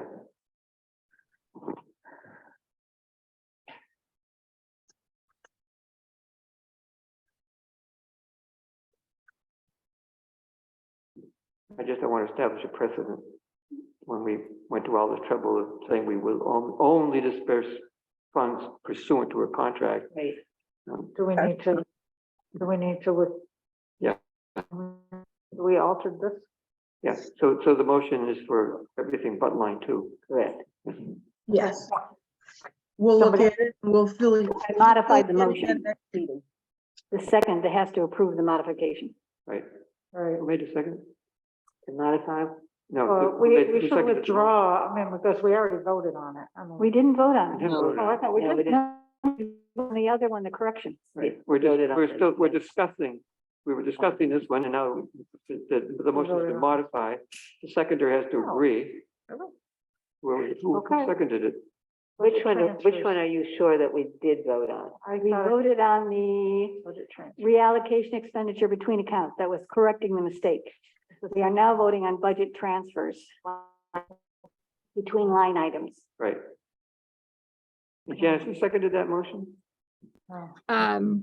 Woodworth moved it, Connor seconded. Okay, you okay with the modification? Uh-huh. Okay, so the motion is amended to delete line 2. And are we ready to vote on it that way? I am. Okay, Janice? Connors, Aye. Hunter, Yes. Woodworth, Yes. Gagnon. Yes. Okay, let's see where are we? There are no parking signs on Sandbank Road. Well, that was a late appearance also. Anybody get a chance to look at that? Anybody? Did you get a chance to look at it? Oh, yeah, well, Leslie can see it right now, because she printed it. I had looked at it briefly. I didn't know it was on the agenda, so I didn't pay attention to it. Yeah, it was a late addition to additions. Actually, it was, Keith sat right there. Can I speak? Can I talk? I'm sorry, I didn't mean to interrupt. Keith here? Okay, yeah, Keith actually sat right there with me and we put this resolution together, talking about it. And what he's found is, well, I'll read it. Whereas there are 2 parking to the business South Hill Cidery, and between them, there's a large hill that kind of blocks the visibility coming from each approaching side. This creates a danger parked along that part of the road. And then there's another, whereas the highway superintendent has contacted the owner of the business to point out the danger of the situation. And they also agree that along that section of the road. So he is just asking here, and with a resolve, that the town board gives permission for the highway superintendent to post no parking signs according to New York State DOT specifications on that portion of Sandbank Road for both, I believe, both sides of the road for that parking situation. I move that we allow the highway superintendent to put no parking signs on Sandbank Road. Between the 2 driveway Well, entrances? that's the title of it. Yeah, we're basically moving that Yes. resolution. Yeah. Is there a second? We do. Thanks. Who's gonna second that? I'll second it. Okay, so now we can talk about it. Maybe. I drove up Sandbank this Sunday, and since it's been repaved, there's no way you can park outside the white line anywhere on Sandbank Road without being in the ditch. That's correct, but people are doing it. That's. People are doing it anyway. That's what's happening. So they're parking on the road. Doing it anyway. When they want to get into that cidery and they want to find a spot to park that's not way out in the field or something, they're parking right there and finding a way to park their cars along the side of that. So it is presenting a problem. So that's why Keith wants to post the signs. Yeah. What I'm questioning is whether or not we shouldn't be having the no parking zone broader than just between the two driveways, because the issue is that they can't park outside the white line. It just can't be done, without being. I'm sure that he's probably planning that, because he's got a bunch of no parking signs. And it's probably not just between those, when he says that portion of the road, any portion of the road that's part of that danger zone right in there. And it might not necessarily be specifically between the two driveways. It might be approaching the driveways as well. Yeah, I That's think really what he means. That's really what he means. We should if we can clarify amend that. that, yeah, I think it would be good to say the other side is all the way down to the woods. And I think that it needs to be all the way, because there's an entrance to the parking. It's simpler to say we just need to do them to match what the town of Ithaca has done on the other side. Okay. If So it we weren't- got parking signs. I don't know what might have changed, whether the road, well, it didn't have stripes on it before, right? It's been happening ever since the big event started. Yeah, It's been going sure. on for a long Yeah. time. Well, I mean, personally, I have no problem with the side of the road, if they could park on the side of the road. Right. But in this instance, the ditch is so close to the pavement that Yeah. there's no way you can do it. There is a problem with them doing it, even if there was room, because you cannot see coming out or going into it's very dangerous. Well, that would be an argument for what Keith has proposed, which is to say in that. No, specific you drive- can't, because, of the rise in the no, you road. can't see cars. When there's cars down, all the way down the road, and you try to go out to look to the left to see if there's anybody coming, you can't see because the cars that are parked on the side of the road in the way Yeah, of your vision. it's not good. And there are I other. think it's going to be covered under this statement according to New York State DOT specifications.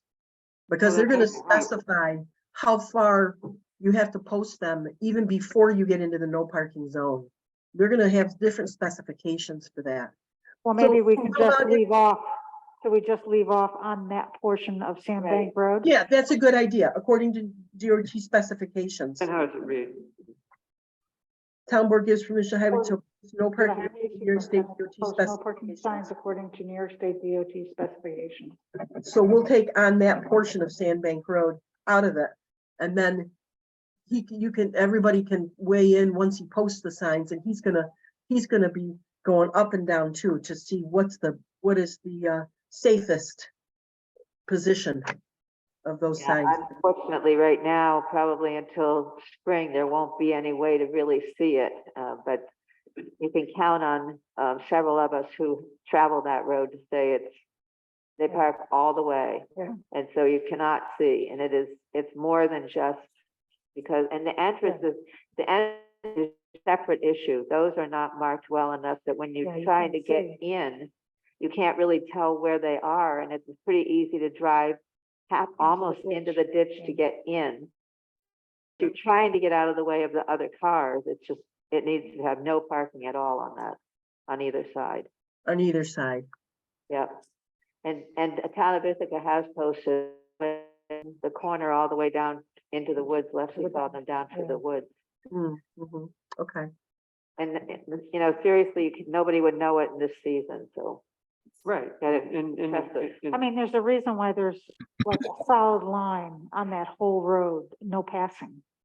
On that whole road, all I've the been way past from on the that woods. section. I mean, because it's just too dangerous. Yeah. As it is. I mean, Yeah. even with no cars parked on the side. Right. But there's parking off street available. So, Right. I mean, additional, so he'll be all right. I mean, Yeah, he's got a whole big, it's not likely to be an issue in the winter time anyway, but Right. it certainly could be in the summertime, but Not if with we- dealing with parking. I personally don't have any problem with people parking on the side of the road Yeah. if there's place on the side of the road to Right. park, but there Right. isn't in this instance. The ditch is so close that you can't get outside the white line without But being in even the if, ditch. even if Right. there was a place to park, it's still dangerous because of the visibility coming up from each side. right, it's the cars themselves block the vision of the people trying to come in and out of the Cidery. cidery, Right. yeah. But it really doesn't matter. The problem is there is no shoulder in the road for parking, period. It is parked in the lane on the road, and that's not appropriate. And you know, they can all end up in front of Gary and Teresa, because the thing is, you're not allowed to have a wheel on the roadside of a line, and that's the only way that anybody could ever do that there. Is it? But to have that a law enforcement issue instead of simply putting in signs that say don't do it, the signs will be in the way of people doing it, which would help too. So, Well, yeah, you put them someplace other than in a ditch. people have been in the ditch. Yeah. They've already It's had just not no a good- traffic. It's not a good spot in the town for people to park on the No. shoulder. Okay, so, could you read the way it reads? Because that's the first part that I wanted to say, how does it read without that? Between Well, the brackets? resolved that the town board gives permission to the highway superintendent to post no parking signs according to New York State DOT specification Sandbank Road. Okay, so- Instead of saying that portion of. Yeah. Right. So that gives them the discretion to not post the whole thing, but Or to post the whole thing. yes. It's because of New York specs. Yeah. Match. In other words, if Keith's term is based on the guidelines and the, whatever DOT guidelines, Yeah. that there is a safe place to park on it, which I can't see how he's gonna determine that, Right. given the width of the, then he could not post the whole thing, but I think Right, that's Sure. unlikely. Okay, so that's, who moved it? did I move it? Connors moved it and Hunter seconded. Okay. So it's been moved and seconded with the deletion of that between the driveways, Portion of. that portion of. Yeah, portion of, yeah. Amendment. Okay, ready? Yeah. Okay, Dan? Connors, Aye. Hunter, Yes. Woodworth, Yes. Gagnon. Yes. We're out. All right, the code administration local law. I think that's where we are, right? What it? Well, there is the 3.6 here, town clerk reporting. Right, we We took deleted that it. off? We deleted it. Yeah, code enforcement next.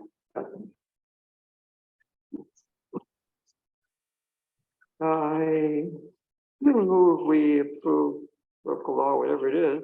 I have a couple questions first. Well, it shouldn't Well, we can question- move it and shouldn't second it, and then we can talk about it.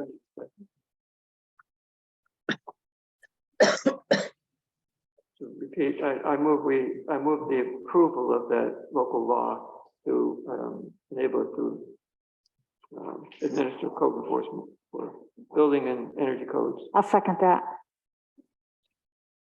And now we can talk about whether we're happy with it or we're changing it. Go ahead. Steve? Based on your, I have some questions about whether we can make those changes. Which changes? I'll read them. Okay. The first one you had mentioned was that on section 4, what a change was that, there used to be an exemption for swings and playground equipment associated with single family and multiple dwellings, and they took that out. That seems weird to me too. Can it be put back in? What are you talking about? Well, there's guidance in the, This is from Steve. I'm asking him. you know, I'm implying in part. Did you see the model that Yes. they sent us? Yes, And in that first section, it tells you, these are the things you can leave out. Only these things. I don't know. So let Steve speak to it. yeah, let's see, please. Steve, can you respond to that? It does seem to me weird to sorry. put that in. There. Sorry. Yeah, when I first read that, I found it totally absurd that they Yeah. removed Yeah, for a swing set or a playground for a single family dwelling. I don't know the reasoning behind it.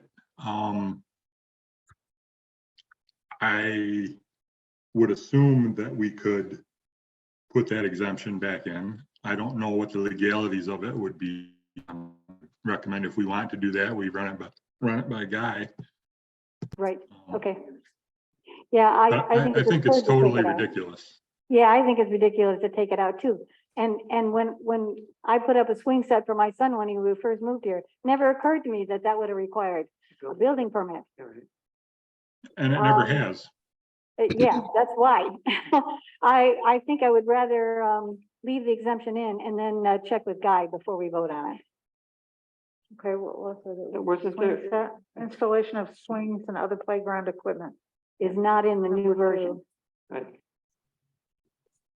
And Steve was thinking it should remain, and I think it should remain as well. I don't disagree, I agree, but I'm not sure that we can do it. I That's think- why we shouldn't vote on it. I think I want to take it out, but I want to check with Guy first, so I would rather vote next week. Playground equipment. I'm okay with that. What section is that? Section 4, under building permits.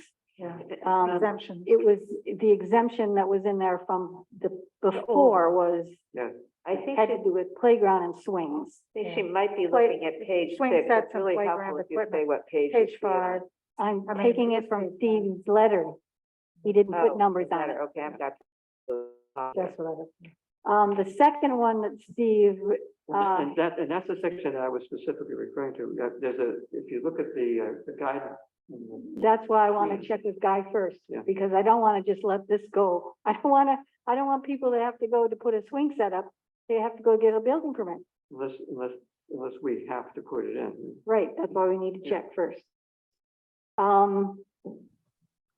The other question is about swimming pools less than 2 feet in depth and totally Yeah, above right, ground. Right, Is that in the same section? It's, So here's it's not in, installation of fences. it's what? not in the new one, but it was in the old one as an exemption. Installation of swimming pools associated with a one yeah, townhouse where such pools are designed for a water depth of less than 24 inches mhm. and are installed entirely above ground. And that exemption was taken out of the new regulation. Which is probably recognizing kids can drown in 2 feet of water. They can drown in 6 inches of Little water. bucket. Yeah, hell yeah. So So what that will do, if that exemption is not put back, is if you go to Walmart or wherever and buy one of those pre-molded swimming pools, that's 6 feet across and 10 inches deep, which I agree, someone could easily drown in that, even an adult could drown in that. Hmm. But it seems ludicrous to get a building permit to put that in your backyard. Yep. Yeah, unless we have to. Yeah. So again, you got the same question. Mm-hmm. And the third one you had talked about was, exemption for fences which are not part of a swimming pool enclosure. They've been exempt before and the new law does not make them exempt. So if you put in a fence, you'd have to get a building. Correct, Wow. a privacy fence. And I don't even know how I would go about enforcing that, because the only fences that are covered in the are regulations on fences around swimming pools. There are no regulations on privacy fences or any other such type of fence. Well, there is Well- a provision in the zoning ordinance that allows That's not what this is dealing with. This limits is of code. under 6 feet. This is code. Yes, I know. This is code, and which means the state made a mistake on this one. Which again, I think we ought to double check and see if we can get You rid of mean they that. made a mistake taking it out Taking it out, yeah. as an exemption? I don't know. I mean, I disagree with that, but No, what he said was, as privacy fence, there's nothing in the code that says what you have to do for it. So if they get a building permit, there's nothing for them to check. The state doesn't have any regulations. well, Sue Beaners used to go around and tell people they had to get a permit for their Well, fence. because the code, our local zoning ordinance Right. has a 6-foot limit on how tall the fences Right. can be. Anything taller than that was regarded as a structure that you needed a building permit. Right. So if it's shorter than that, it doesn't. So I think we ought to double check on that too. I don't think that's something that we want to just automatically buy. But as I understood it, maybe you see whether you have the same feeling, Steve. in that preamble to the template that the state provided, it had a statement specifically about section 4 that said, these are the exemptions that you can have, and only these. Yes, there was something at the beginning of the template that the state provided. And I think it was specifically about things that they had included that you could eliminate, such as operating permits for parking garages. And inspections of parking garages, which when I filled in the state template and submitted it to Joel, who then passed it on to Guy, I left out everything about parking garages because I really don't foresee us ever having garages in the town. Yeah, and Guy put it back Never in. know. And Guy put it back in, so, I mentioned it in a conversation when I spoke with him, saying, even though you're never going to have one, I think it ought to be in. I don't remember what the rationale was for it. I didn't, because I think we can all agree the probability to have a garage.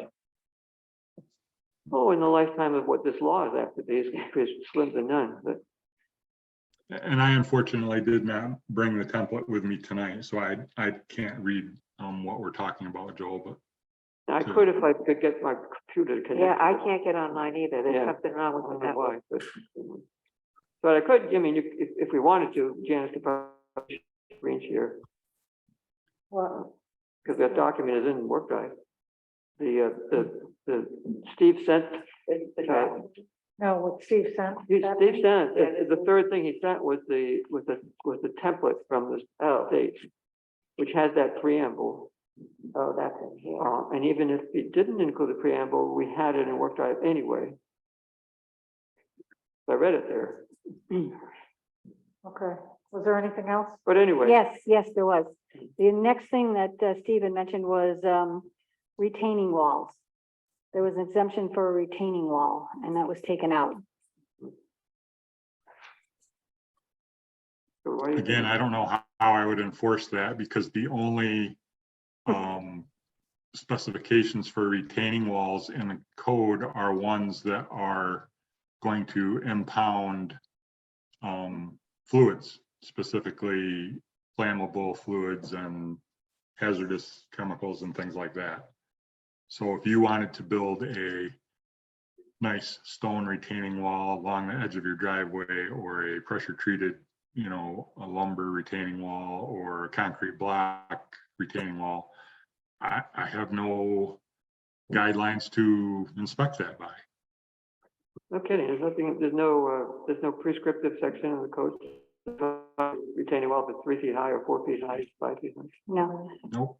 I think what's important then when we go to Guy is indicate, especially for those two things, the fences and the retaining, need to let him know that the state has no guidelines for this. And it'd be worth checking with somebody at the state to see why it's there. Yeah, I'll send an email to who I guess it would be the technical division and ask if they can shed some light on it. Yeah, that would be helpful. I'll also bring it up Thursday. I will be in Dryden on Thursday for Southern Tier Building Officials Association in-service training and quarterly meeting. And I will pull the other 30 or 40 code officers that will be there and Cool. ask their opinion on how they dealt with this Interesting. too. Oh, that'd be really very helpful, I think. Especially if there's more than one town that has a real big problem with it. Right. And So I'm those sure two there'll be a things- lot of opinions. I'm sure. And those two things, like, seems like it's really weird that they don't allow exceptions when they don't even have rules for it. Well, perhaps the upcoming code change that I believe is going to happen in 2024 will have these rules in it, Well, but then I it's have no exempt. way of knowing that at this point. Right, and neither does anybody at the state either. The other one that I thought was important one was the requirement that the homeowner or contractor, whatever they're doing, they had to have 2 construction documents that had to be a minimum of 24 inches by 36 inches, i.e. 8.5 by 11 doesn't work. I took that out. It's, so you don't want it in there. Well, I agree. I think it should be taken out as well, but that's what we need to double check. I thought I had taken it out of the What page is that on? Do Janice to post or link to the agenda. you know where that is? I don't have, I didn't print it out, What and I section can't, I is don't it? have access to my computer. But I think one of the things, is, if it's in the stuff that came from the state, we That- need to that- double check. What That is, section is it in? I checked, and that's not in the state document. Guy added that, because probably we got. What section is it in? Oh, it's on, the screen share now, I think it's David's screen. What's that? That's, That was scratched off. forget, The only problem with that line. yeah, there it is, that's That- number yeah. 5, But that which should have been left in, which, the last which. At least 2 sets of construction documents, drawings, and or specifications. Which what? describe the location, nature, extent, Oh, which show that the proposed, it doesn't make any sense without which. okay, we should come back. That was one of my, Yeah. one of my things. There you go, which is back in. Okay, And the reason I took it out was because it wasn't in the state template. right. Guy added, it's probably what they, you know, he's been doing this for multiple towns. Because everybody's in the same boat. Right. And he just pulled that language from, I don't know, Lansing or Dryden or someplace else. Okay. We, Was that the last you had? Pam, or, and many, Um, many of the time, we don't have, somebody comes in with something on 8.5 and 11 or 8, 8.5 by 14 or something, is perfectly adequate for, a small addition or something. It's not every building permit that requires 24 by 36. The other one that Steve had indicated an issue of was building permits. The time frame for building permits. If you get a building, it takes a long time to build something. In the new one, you have to get a new application in 3 years. And if you get a new application, if something has already been built to the old specs, part of it been done, it doesn't count because it has to be redone to the new specs. It could be a problem.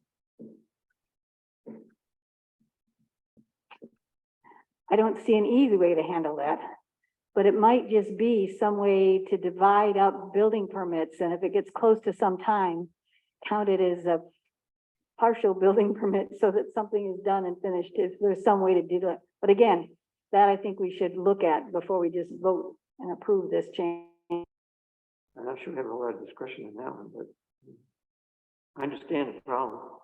And I've been in that situation myself, where you almost have to stage the project so that you can get the part done within the time frame of the building permit. On the other hand, it's called segmentation, when you chop it up, and so it says, the whole project is not subject to rule. For instance, if it exceeds half of the value of the building, then it triggers complying with the code as it currently is, instead of being additions and stuff don't have to comply if they're not. It's not a complete redo. So those two objectives are somewhat at odds. I think the 3-year limit is the number they chose because theoretically the code changes every 3 years. And by putting a 3-year limit on it, that I think is giving the state the feeling that they're being able to keep anything that's being built up to date with the most recent energy code, which fits in with the Green New Deal. I think that's why they put that in there, and it makes sense to me in a way, but it will complicate things possibly if a job takes forever. And with supply chain issues, it's not inconceivable that they could get in trouble because you have to order so far ahead You know, it might be over a year before the windows come in or whatever. If the specs change, then what, you know? Correct. And, you know, a job is completed under the code in which it's applied for. So you could have a building permit, as long as you renewed it, you could have a building 5 or 6, 7 years, go through, start under one code cycle, end up in another, but you would be inspected to the one in third. So That's what happened with me, with 25 years from the time I do the building permit to the completion. But that would not, you wouldn't be able to do that. I don't know if we have discretion to not do that.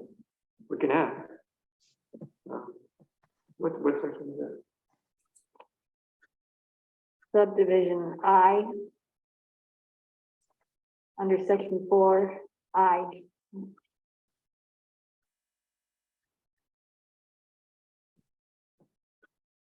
Length of permit rate. Time limit. Actually, it's renewal. Hmm. So it looks like permits is 1 year and can be renewed only 2 times for a total of 3 years. So it looks like it's 1 year piece. Mhm.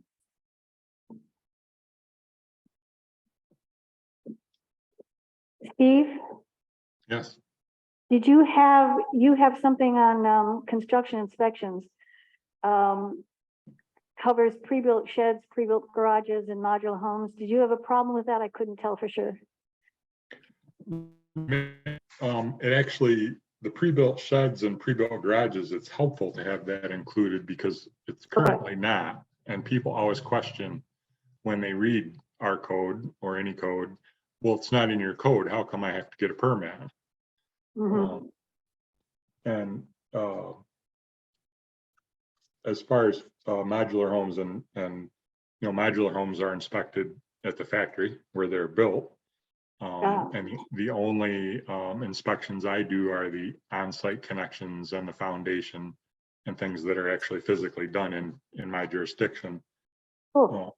Same with manufactured homes, those being single wides and double wides. Yeah. They're built under the HUD code and inspected under the HUD code. So the only thing I inspect is, again, their installation and their foundation. Oh, cool. So, Yeah. That's all Steve had. Right, so you are, suggesting we postpone. Yes, until we get go. some feedback from Doc.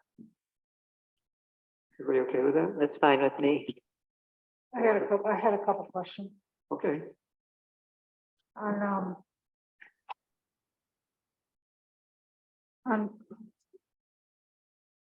I assume somebody needs to get a building permit, to put on a new roof, right? To re-roof their house. Hmm? yes, I mean, I just in thinking about that, on page 7.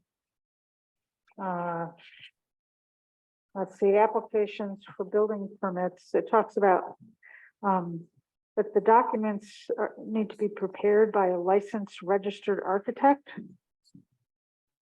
A new roof?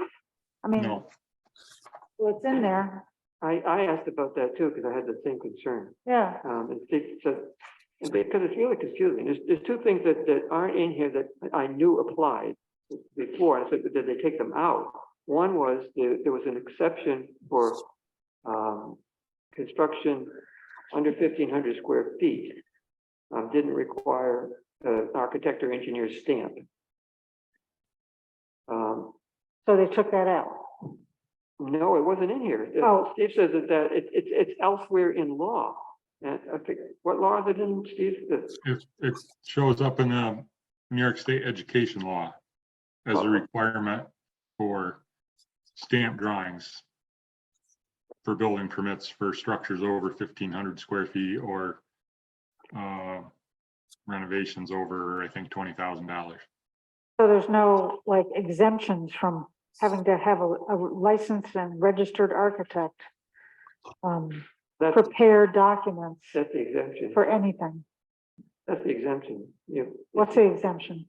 The 1,500 square feet. That's it? Oh, or but it's not in $20,000. here. But it's not in here. That's what's confusing. Like I say, if you read this law by itself, it looks like you need a building permit for everything. And for any time you need a building permit, you need an architect or engineer stamp on it, which is not the case. You know, I read this and it said, it read to me like, anytime you need a building permit, it's got to have an architect or engineer. Right, well, That's what it says, right? And you have to know that there's other law that says Yeah. differently and that it applies. So that's bizarre. state ed, Education law. okay. And there's guidance from the code office that says, yep, that's true.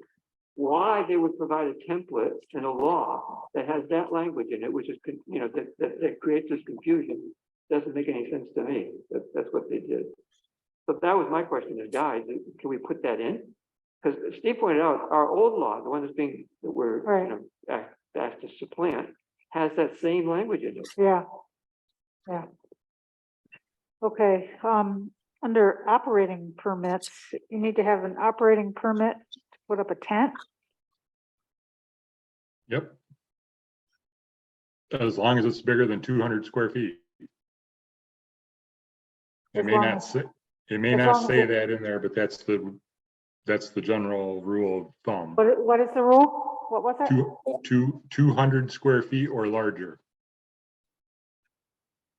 Not very big. 10 by 20 tent. Okay, so, boy, a lot of things aren't in here. 14, number 9.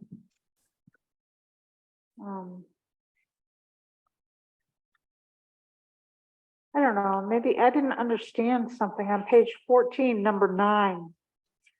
It's the operating permits, 3(9).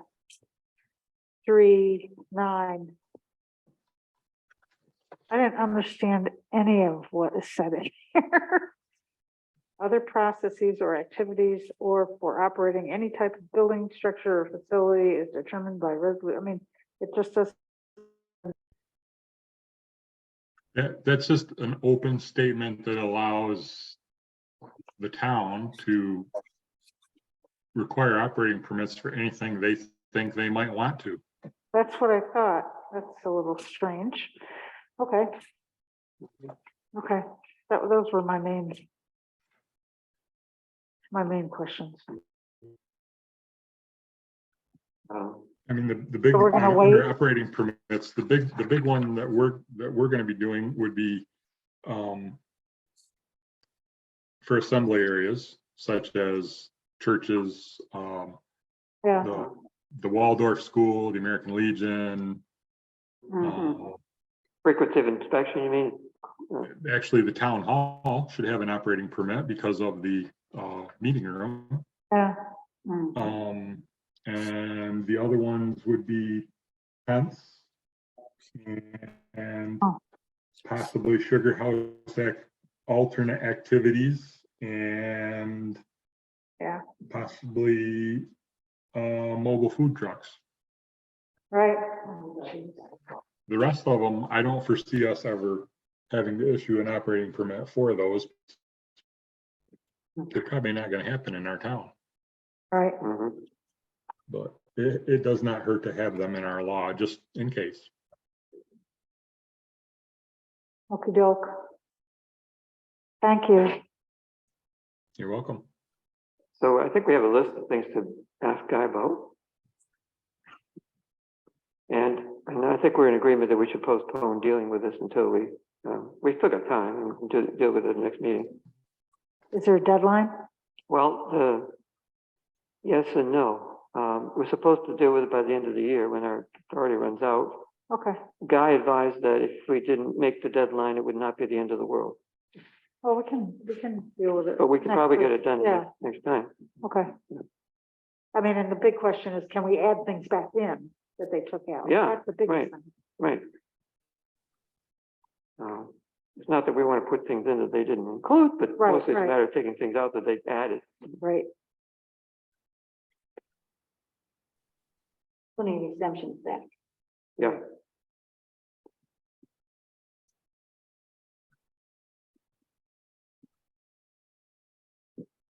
Janice, when did the public hearing end? I'm sorry, when did it end? Yeah, At 6:14. okay. The reason I'm asking is, we have a 2 hour to the meeting, unless we extend it, which I think we should, but we don't have to just yet. Next up, town board vacancy. We announced the process. We ended up having to delay a whole month because Yeah. not what we originally intended in the town newsletter. We got applicants, we interviewed them, and then we said we want to think about it a little bit, and here we are. So, what? I don't know, I mean, I feel like we got, we had 2 applicants that were, good choices, really different styles, different folks. Both I thought had something to offer the town.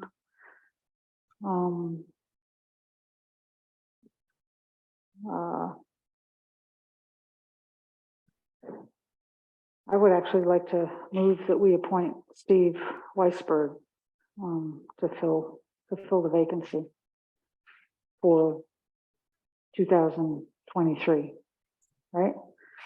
Yes, That, yeah.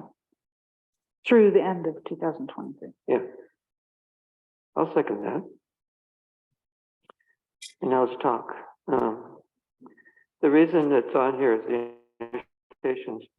And I'm glad you're here, Sarah, but the question arose whether or not, I heard that you were, had reconsidered.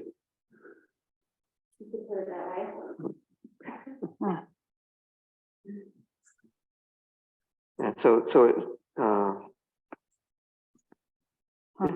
it raises the question of whether or not we wanted to entertain the possibility of putting Sarah back on again. If we did, I did ask Guy about it because we know we announced the procedure. We're not bound by it. We could. But he recommended if we were to do so, we would reopen the application process and take all comers within a period of time and then look at all of the applications before deciding. So that's the alternative, would be to do that.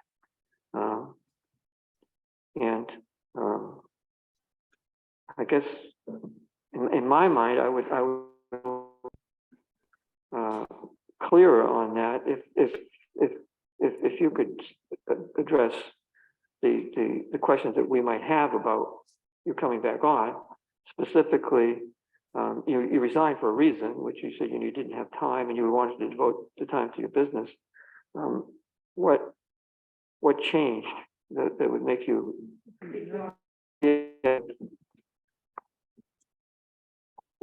Is this on? Okay. So pretty much what changed? So a couple of things. One, I've been dealing with some social anxiety and things like that. That was part of it. Business has been going a lot. But then I've been going back and forth as to whether or not I should resign from the case board, which is the county that my skills are particularly useful there at the moment. And then there's the kind of not exactly happy with how I left things. And there's things that I would like to see go a little smoother, just attending the meetings now myself. And you have been attending the meetings. Mm-hmm. Yeah. And it's mostly, it's not time for meetings, it's time for the deep dives into everything. I always felt like I had to know everything about everything that was going on in the town, which I don't necessarily think is required, but that's just kind of the pressure I always put on myself. Mm-hmm. But yeah. So if you did come back, are you looking past just being off another year, or? Yeah, I'm not looking farther than 23. If that's what you mean. Well, it is what I mean. I was wondering, why would you do that? Hmm? It is what I mean. I was wondering, why would you do that as opposed to? Finish your term. Do you mean just come? Yeah. Well, part of it is I was also a little disappointed by I was hoping there would be more people who would apply. And I was also hoping that the people who did apply, I would see at these meetings, which I haven't. And I worry that the town would end up investing all this money now in this new person who might only be on for a year and a half, because there is like a large learning curve. And if it's just for the remainder of the year and a couple months, I think my experience could be, I could spend less time and still provide the benefit, if that makes any sense. Mhm. Yep. The counter argument is that, and Steve said, you know, he's interested. It was attractive to him to do it for a year because it would be a chance to sort of scope out the work and get a feel for whether it's something he would want to commit to going forward. Without being aware that he has to decide by early March if he wants to run, because Yeah, that's when petitions are. He does not have a year to decide. He has 4 meetings. This is true. Good point. unless he waited for one of the other terms, but. Yeah, right, yeah. Sam? I think that sounds like what, you know, it's not really kind of crazy, but you put an application in, so. I did put one together and I'm glad I sent it to someone because there was a lot of typos in it, so I'm gonna fix that before I send it in. Yeah, it would have been helpful if we'd had your application by, Yeah. along with the others, but. So, you know, if we don't appoint now, and we would call for additional applications, and we'd have to allow anybody else to put in application as well. And then we'd, you know, reconsider the whole thing. So apart from the possibility that there might be another applicant, there's no reason to do that. If no new information will become to the table between now and then, unless somebody else applies, because we know what your thoughts are now, and we've heard from Tim and from Steve. So If you don't have any questions, I'm gonna sit down. yeah, go ahead. Yeah.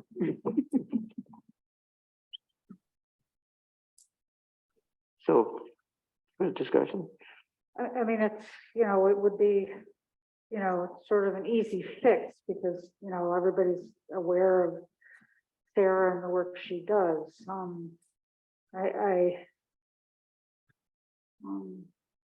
You know, I am feeling like we did, you know, we advertised and we got a couple applications and these people went through a process and, you know, I feel like by saying we're going to open it up, we're saying, you know, we're not interested in these two people. Whereas I'm not feeling that way. Mhm. Not that it wouldn't solve a lot of problems just to have Sarah back on. I'm, you know, I'm feeling like we had, you know, two good candidates and I was very impressed with Steve and his, you know, familiarity with, you know, well, being the high school math chair of the department and dealing with budgets and state regs and I thought he would maybe be useful to the town on the board. One problem I have is that if you look at what's best for the town, is for this year to have somebody that has a lot of experience already and knows what's going on. That's what would be best for the town. And it would be best for the other members of the board as well. And the other problem that would be for somebody that doesn't have any experience and has not attended meetings, so does not aware of what goes on here, it's somewhat unfair for them because they do not have the benefit of the statewide training that is done for new members that I know I did at the beginning. So that's putting a disadvantage on them as well. So I think it's a disadvantage for the town and a disadvantage for the applicants. And the applicants can certainly apply. They have to decide, 2.5 months to decide if they want to run. And then they can run for a full term. And when they're running, if they're interested in running, then they can attend meetings, speak specifically to when they do campaigning, they can speak explicitly about what's on the town and what they want to do and they know what they're talking about when it comes to the town board. That's a good point about the kind of support you have when you're elected in the regular session, part of it's the kind of a disadvantage that Janice had when she was first appointed to the balance of the term. All the trainings are aimed at, newly electeds, and the timing is to get them up and running at that time. So I mean, there's always a learning curve, and there is, and there's also most of the materials are available in writing. yeah. I mean, it happens with the planning board. It happens with, people are fired when there's no, Yeah. that's a lot of things to, familiarize yourself with. I think I'm having a hard time getting beyond what I think is a disingenuous process where I'm not ready to say that the 2 people we interviewed, I'm not interested in. And that's what I feel like we'd be saying if we open it back up to get more applications. Mm-hmm. And if we open it up, that is not what I am saying by recommending that we open it up. What I am saying is that for somebody that's wants to run for office, it's useful if they come to meetings and they're aware of what's going on beforehand, so they can talk to the public, talk to voters, and give their particular opinion Yeah, about what's going That on. would be nice. We don't often have that luxury. And we because can't have that. most people, have other things to do and don't, don't come to meetings. So we have the same motley crew here, So I don't know. There's a motion on the floor. Yeah. Yeah.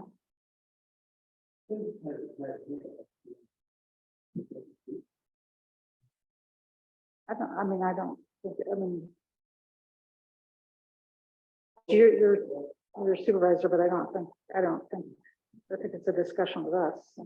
Yeah, I agree. But if you want to hear what he has to say, that's fine with me. We're not having a hearing about this, and I see now we have 2 people, so I think this is very awkward. Yeah. Very awkward. Is Catherine speaking? Oh, Sorry, can you hear me now? Not really. Yeah, right to. Can you use the corded mic that should be right next to you? How about this one? Yeah, this would work. That's great. Thank you. Thank you. I was just saying that this is quite awkward. And I don't have a good feeling about right now. And I don't know what the right answer is because of that. I don't want to be sort of pushed into a vote and a decision with the new thoughts of this, sharing it as we are with the public, and then trying to think about it and not, I just feel uncomfortable about voting tonight. And see, now we have another hand up.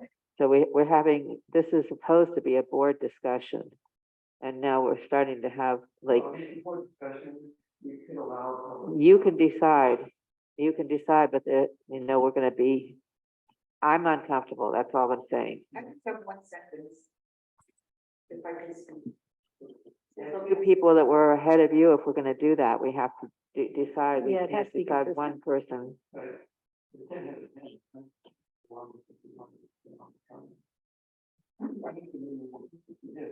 No.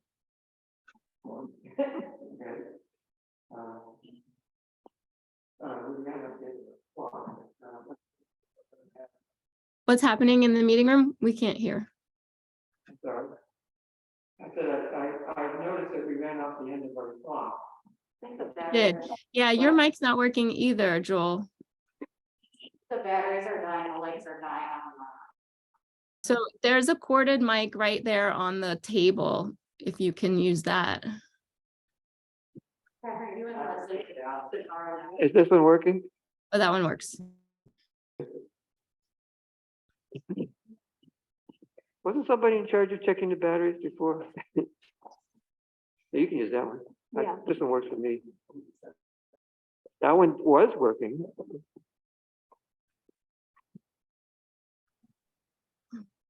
What was I, oh, yes. What I remarked was that we ran out the end of our clock. So I moved that we give ourselves another half an hour to finish the balance of the agenda. Second,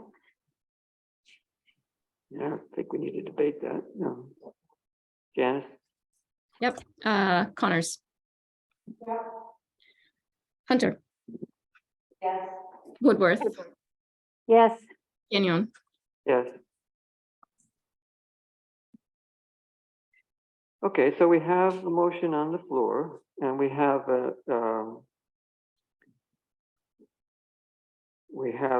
the option of withdrawing it and waiting. We have the option of withdrawing it and calling for additional applications. And we also have the option of voting on it.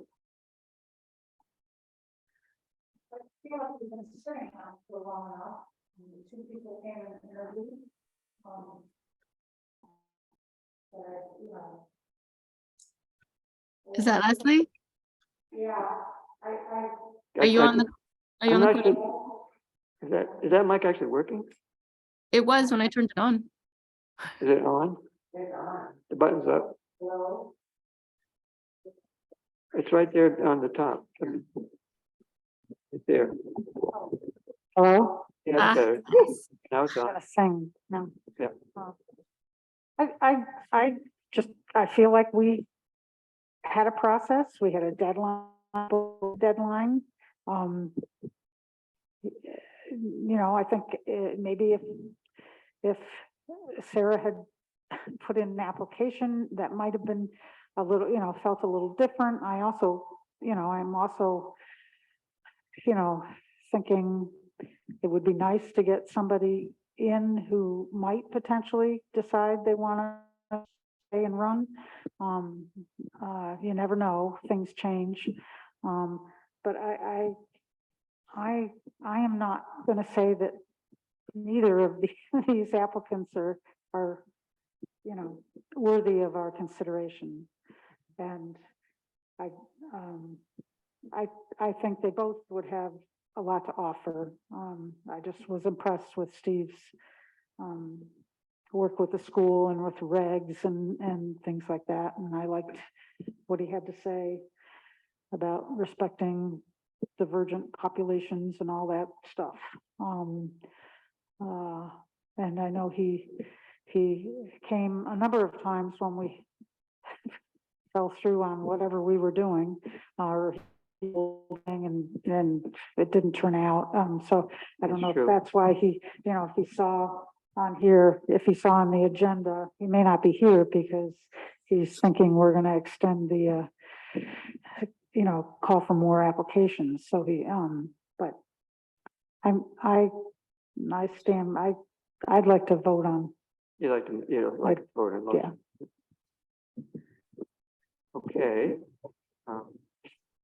Yeah, I think, I agree with what Leslie's saying, and I think the stress for me is that Sarah's offering to come back and help us, and I know how much that means, and I have the same kind of feeling that maybe we could get Sarah to do some other things and help us. I had that same thought. Money for what? We could exploit your talents, Sarah, without you being on the board. Yeah, paid job. Although you've discovered that it's when you follow the rules, you don't necessarily get the comment when you want to.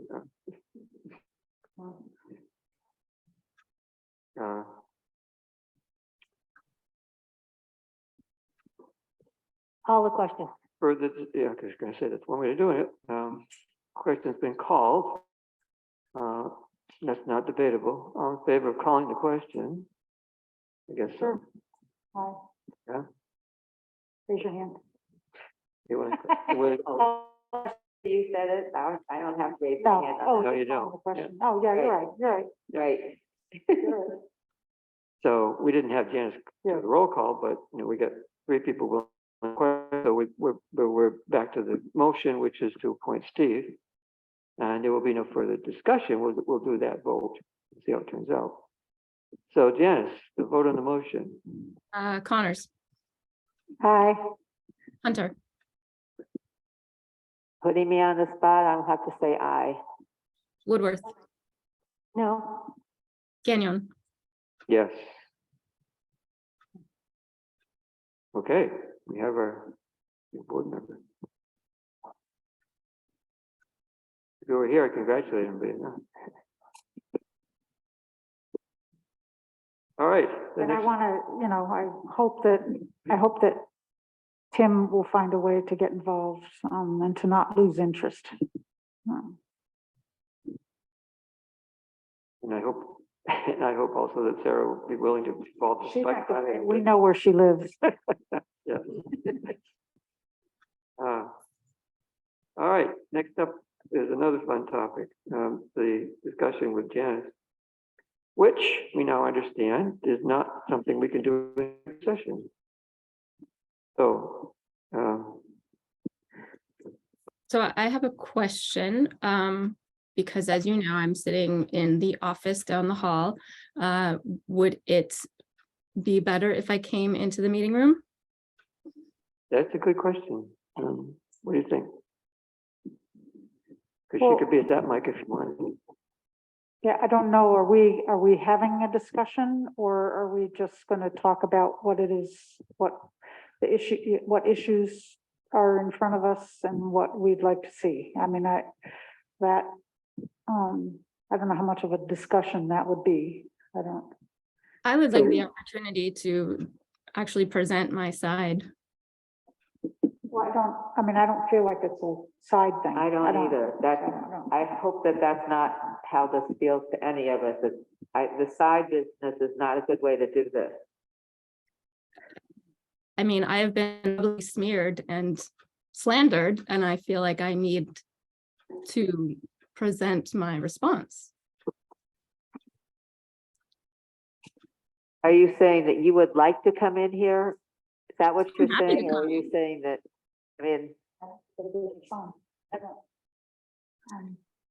There have been multiple opportunities to speak out against me. And given that this is a business item of discussion and it involves me as an elected official, I would like the opportunity to speak to that. Sure, I mean, whether it happens, whether you're in your office or whether you're here, I don't think makes a whole heck of a lot of difference. Okay, then I will stay here. But it's nothing else, it's nice to have somebody at the helm, because I don't have, because I can't connect, I can't, run the meeting. And if you're not there, you can't either, so Sure. it's good to have somebody who can, but I don't know. along that token, just one question. Do you have any idea why we can't connect? I'm just curious. Neither one of us can. And I don't know what's going on. I've never had this. We can't. I do not know at this point in time. If you would like me to put on my IT hat, I could try to do that, but I don't think it's pertinent to this meeting right now. No, it's not, and, Well, it is pertinent if we can't control the meeting. You can control the meeting, actually. well, I can't. There's a computer right there. There's the keyboard right next to you. Saying that computer. Yeah. That controls that.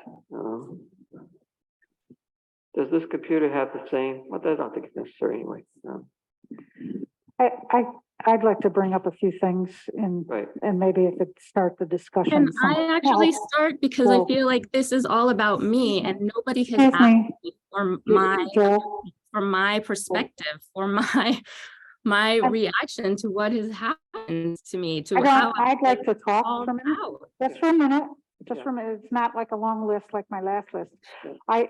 I mean, I've had some concerns, but I wanted to, I don't want them to be, cloudy or touchy-feely or emotional or anything. I, as a town board member, would, I know that the town clerk's office is totally separate. I mean, it is an office that should be trying to give the board some support. So it's not like we're working, on different planets. But right now, I feel like I've got a few bottom lines and I'm not sure what everybody else is thinking, but I would like a few things to happen that haven't really been happening. And I know there may be reasons why they don't happen, but it would be nice to hear that they can happen. One is I'd like to have the agenda posted to the website at least 2 days ahead of the meeting. That's not in the process. If there's a public hearing, I'd like the notice for the public hearing and the related documents posted 5 days on the website prior to the meeting. That happens. Minutes, no, it didn't. Minutes, I'd Okay. like, the minutes should be, done within 2 weeks of the meeting. I know that sometimes, a day or two, I mean, he's gonna cry about that, but 2 weeks is pretty reasonable. That's when they're supposed to be done. And I'd like the warrants. I'd like some system for the warrants to be compiled so that the board can have an easier time doing the audit that we're supposed to be doing. And I don't want to be proofreading. I want to be just looking through. And those to me right now are, if you want to call them complaints, you could call them complaints, but those are things that I would like to see happen that aren't really, I can't count on those right now. And that's all I have to say. I don't know about anybody else. I know you want to respond, Janice, but if we could just say a few things that have been troublesome for Why us. am I not allowed to respond as the elected official who everybody is lodging complaints against? Why am I given the same amount of time as everybody else? Why am I continued to be treated differently from everybody else in this town hall? Why is that? Well, for one thing, I'd like to treat you the same here, which is to say, when I call on you, you can speak, but it's not the clerk's place to be interjecting into the conversation. So Well, but I wasn't even allowed to speak. hang tight, you will be This given an is- opportunity, but This is do about not, me, and I'm not not even allowed to start the interject. conversation. Janice, do not interject. If I could mute you, I would, because you're out of line, You could mute me. not readily. No, you can. What I was starting to say is, I know you want to speak, and that we're not saying that, and there's been many times where we cannot speak. So please try to work through this with us. That one of the other things that was said tonight that maybe you can solve, but it is a serious problem if Zoho isn't compatible with Chrome. That's a problem. And so I don't know what that was, but the using the platform that we're using for people not to be able to get documents. And I'm seeing it as well. I see the spinning circle myself and I think, what is going on? So those things are causing, in meeting after meeting, people are saying things. And these are the things that we need to figure out how to solve. And I don't know why we can't solve those, along with the minutes and the warrants, and making it easy to get to the warrants and figure, back and forth. It's very cumbersome. So that's not saying you, it is saying a process is not working. And that has to change somehow. We are not in the situation where we can do it. Pat? Again, I think the biggest problems are making sure that the requirements that we need are ready in time for us to do with them. In particular, the minutes are supposed to be done for every meeting. There have been times that I wasn't sure we approved something in a meeting and we didn't have the minutes, so I couldn't go back and check. Again, those are requirements, those are just requirements of a town clerk. It had nothing personal that I think we need to make sure that would be helpful if all those are done. And it's very, very complex and complicated to go through the warrants. I don't see why it should be. It doesn't make sense to me at all. Okay, Janet. All right, first things first, since you have now logged all these additional complaints, let me just review the basic responsibilities for the town clerk. The town clerk is the custodian of the town records. Town clerk has custody of all records, books, and papers of the town, including those related to public schools within the town, not related here. Records management officer. State law designates the town clerk as the records management officer. As such, the town clerk coordinates the town's records management program. Town board and meeting minutes. Town clerk must attend all town board meetings, keeping a complete and accurate record of the proceedings of each meeting. Town ordinance book. Town clerk must maintain an ordinance book which contains a copy of each ordinance the town board adopts. Town local law book. Can you please slow down, please? Please slow down. I can't keep up with you and I'm not being able to understand. Would you like me to screen share this? I'm happy to do that. Well, yeah, that might be called more time effective because it's a fairly long list of things that. It's a fairly long list, which is why I'd like to bring it to everybody's attention. One second. I don't know. I'm not sure how relevant it is. But It's completely irrelevant. All right. So I was on the town ordinance book, the town local law book. Town clerk records all local laws. Do you need me to make it bigger? Can you make it bigger? Yeah. How's that? A little Bigger? more. Yep. All right. Okay. All local laws filed in their office in a local law book, which is indexed by the town clerk. Receipt of filings. Town clerk is the filing officer of the town. Town clerk signboard. Town clerk must procure and maintain a signboard at the entrance to the town clerk's office for posting of legal notices of the town. An electronic version of this signboard should be included on the town's website. Notification of appointment of public officers. Town clerk is required to certify to the county within 20 days, blah, blah, blah. Before January 10th, town clerk files a certificate with the comptroller's office. Official undertakings. Town clerk must notify the board in writing of the expiration of any undertaking filed in the town clerk's office at least 30 days prior, but not more than 60 days prior. Town office vacancies. Town clerk immediately notifies county clerk of any vacancy, whether it's elected official or not, and then does all these other things. We don't have a town assessor's office. Is regarding the Board of Assessment Review. Within 20 days of appointing a member of or chairman to the Board of Assessment Review, the town clerk notifies the Office of Real Property Services and the County Director of Real Property Tax Services of the name, address, date, and appointment and term of the appointee. Election duties. This I also don't know if it's relevant since we don't handle elections here. Resignation of town officers. Fiscal duties. I have extensive fiscal responsibilities and duties, particularly in connection with processing claims, unless the town has an office of town comptroller. Collection of water and sewer rents. Unless town board has designated another officer or employee to make such collections, town clerk is required to collect water rates and sewer rents. Tax collection. In second-class towns, of which Danby is, the office of tax collector may be abolished and these duties placed on the town clerk by town board resolution.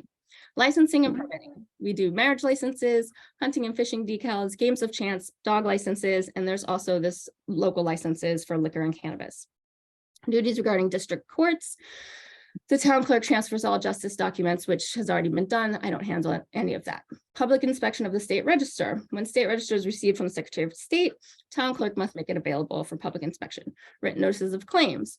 Town clerk shall keep, sorry, I have a typo here, obviously, keep an indexed record in a separate book of all written notices. Compliance with state and local ethics requirements. Municipal reports of special franchise authority. Not sure if this was supposed to be done by me or if it has been done by the bookkeeper or the supervisor. I don't know. There's also additional town board duties. So I'm the custodian of the town corporate seal. I have to attend and take the minutes of every single meeting. I establish a quorum and I record all the votes for all resolutions and motions. I post the notice of the meetings. And I have the meeting, public officers law requires towns to make available to the public any and all documents that were distributed to the board prior to the meeting that we discussed at said meeting. So I don't always get that information ahead of time. As we saw in tonight's meeting, there were 3 documents that came in at 5 o'clock, which is an hour before our meeting started. So I didn't have those ready. The minutes are minutes as historical records. They're written and bound. I'm responsible for adequately protecting the minutes book as a public record. I'm authorized to use recording equipment. I should be familiar with the agenda. There's various forms that can be created to assist the clerk in recording the attendance of the board, and the town clerk might benefit from creation of various checklists, yada, yada. There's also additional duties that can be assigned by the board, such as collecting and distributing mail and preparing the agenda for the town boards. So that's where I wanted to start, given these complaints about how I'm not keeping up to date with the minutes and how I'm not presenting the information to the board appropriately and in a timely fashion. When I have been, I do slide on the minutes because I am working to get many, many other things up and running in this office.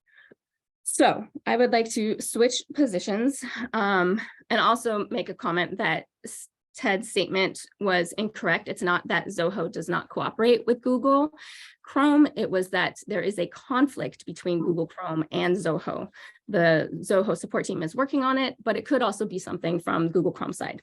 I don't know. Now, we've already talked about how the town clerk is an elected position. It's hard to see why it would need to be an elected position in today's world, but it stands to reason that one major reason is to have a non-board member as an external observer to prevent bias and one-sidedness from spilling into official town records that cover a wide range of topics, as I just elaborated, from board meetings to town laws and other record keeping. There have been at least 2 conflicts that have arisen in the last 2 months among the town's elected officials. So that's the town clerk and the town justices. So I would like to state that a lot has been said about me in these past few meetings, much of it derogatory and inflammatory, but not one person has asked for my perspective or allowed me to state what has happened from my perspective. I feel an incredible lack of support from people that I thought were my colleagues for being able to state my convictions and stating what others have been thinking, but maybe not saying. So I first want to clear the air around the town justices. They brought another complaint against me that the town board response was inadequate. I just want to say that there's no secret that the justices have distanced themselves further and further from town board purview. The standard refrain is that they are under the state court's authority, which is true. However, the town courts are technically more of a hybrid system, and while they can get rules and regulations to follow handed down to them from the court authority, they are also indeed under town board purview insofar as their fiscal matters are handled through the town, including the revenue generated from fines and other fees, as well as expenses incurred, including utilities, phones, internet, office supplies, and their salaries. In addition, all court records are required to be audited yearly by the town. What's more, the town board must review and approve court hires, be it court clerk or the newly requested bailiff, to increase their own security. The board also must sign off on grant proposals that go through the various departments, including the planning department and the court. In fact, Resolution 61 of 2018 was passed authorizing the court the ability to apply for a grant in which, quote, the largest portion will be for a security system with security cameras covering exterior and interior areas of the town hall used by the court. The court was ultimately awarded this grant, as noted in the minutes from February 20th of 2019, with the security system installed by the March 4th, 2019 meeting. If the grant application must be approved by the town board and the money is distributed to the town to deposit and disperse, then who owns that equipment? As we learned at the November 16th board meeting, Attorney Guy Crow has stated that the equipment in town hall, including the town clerk office, is owned by the town. By extension, then, the equipment in the court is owned by the town, whether we're talking furniture, phones, computers, printers, or security cameras. This would be the case regardless of grant money footing the bill. And ultimately, it would suggest that the town can modify the equipment as it sees fit. Of course, this is not what the town wanted to do with security cameras. Here's a quick recap on the events leading up to the town and its attempt to obtain security cameras separate from the court's security cameras. Now, prior to my appointment as town clerk, because as Joel, you mentioned, I was appointed on September 23rd, 2020. I just got connected and I'm just checking to see whether I can, in fact, can mute you. Lo and behold, I can and I did. Only because what you're going on and talking about now is not relevant to what we're It trying is to relevant accomplish. if you let me finish. Well, It is incredibly relevant. yeah. I mean, nothing of the interaction with the court was mentioned in any of our No, but the statements. court actually stood up and privilege of the floor and again complained about me and my behavior. Which is their prerogative to do. And it's my prerogative to respond to that. Well, not now. And it is definitely related to everything that is happening. It's not particularly relevant to what we're trying to accomplish now. I mean, you could, if you wanted to have, well, I don't want it back and forth, but you could have made a statement in privilege of the floor if you had wanted to, about that. Okay, you either let me It's say not- this it's now or I'll not- say it in my town clerk report next meeting. Yeah, right. So anyway, what am I hearing? I'm hearing you say you have a lot of things that you're supposed to do. And is that by way of the explanation for why the things that we're having problems with not being done right or have not been done right? Or are you saying, what are you saying? Well, can I finish? Well, I mean, if you could, I would hope you could address how do we get these things better, part of our. I will. That's in my next segment. Okay, Just, okay, that's our discussion. so let's hear the. We're at the end of our extended time. Yeah, true. So you either allow me equal treatment or you don't. I'm an elected official. And I would like to state these things for the public record. I'm happy to post them on the website if you don't want to give me the appropriate time. If you prefer to give preferential treatment to other departments, it's totally fine. Equal opportunity means equal time. You've Yeah. already been over anybody else's time. Not true. Yes. Janice, the thing is, I know that, I suspect you don't see how this affects us to listen to you tell us these things. And I'm sorry, but it is repeatedly. We've heard the same kind of discussion from you repeatedly. And you're saying that it's a feeling that you want to, let me see, what was the word you said? You wanted to say your piece or have your side. And what's happening for me is that I feel as though I'm being battered with your. How do you think this. I am feeling Janice. with every single one of you standing up and saying, you're doing this wrong, you're doing that wrong? Oh yeah, and the court, they don't like you. They'd like to see you removed. Janice, we're not getting the things that we need from you. That's what, no matter what the reason is. No matter whether okay. you feel, Janice. All right, let me please, respond Janice. to Leslie's Janice. comments. No, Okay. so you're saying Wait a minute, this is unfair. This is it's not fair for you to be interjecting when in the midst without being recognized. It's untenable. You come in here and talk, but.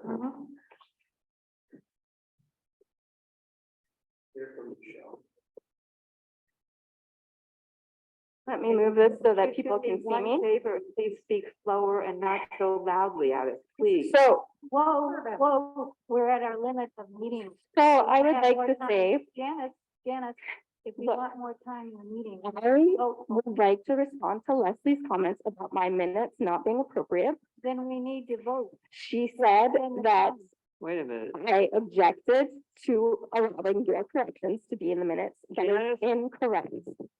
We need It is in. we need to extend the meeting to have this discussion. Move another half an hour. No. 15 minutes, I can't, this is not productive. I mean, people just. get Well, I know it's upset, not, but, And we don't get anywhere. but we do have other things to Because do. there's no sharing of information. So. No, because you won't let me share information. I didn't say that you refused to put, there were, Yes, you did.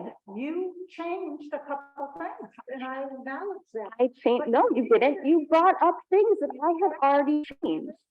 Leslie, Janice, you did say, I am not gonna make any of the other changes, okay?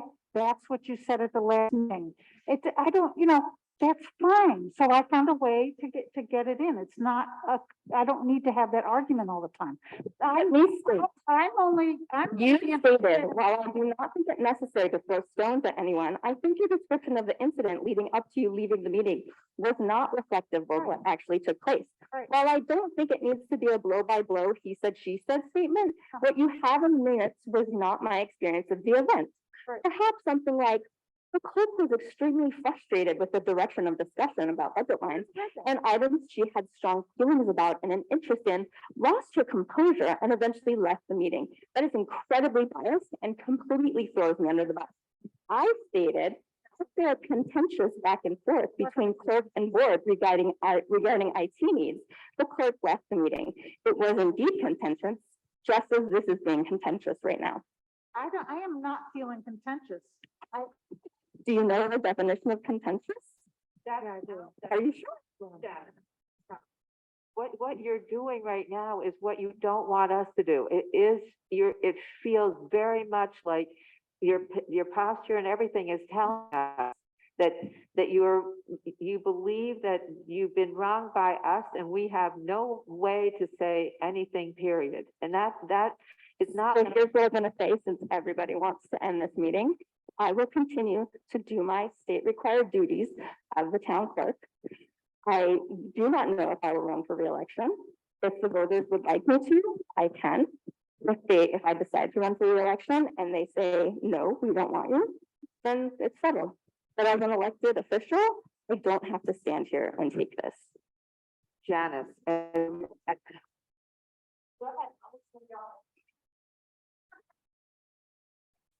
This is not a productive discussion. There's no even continuing.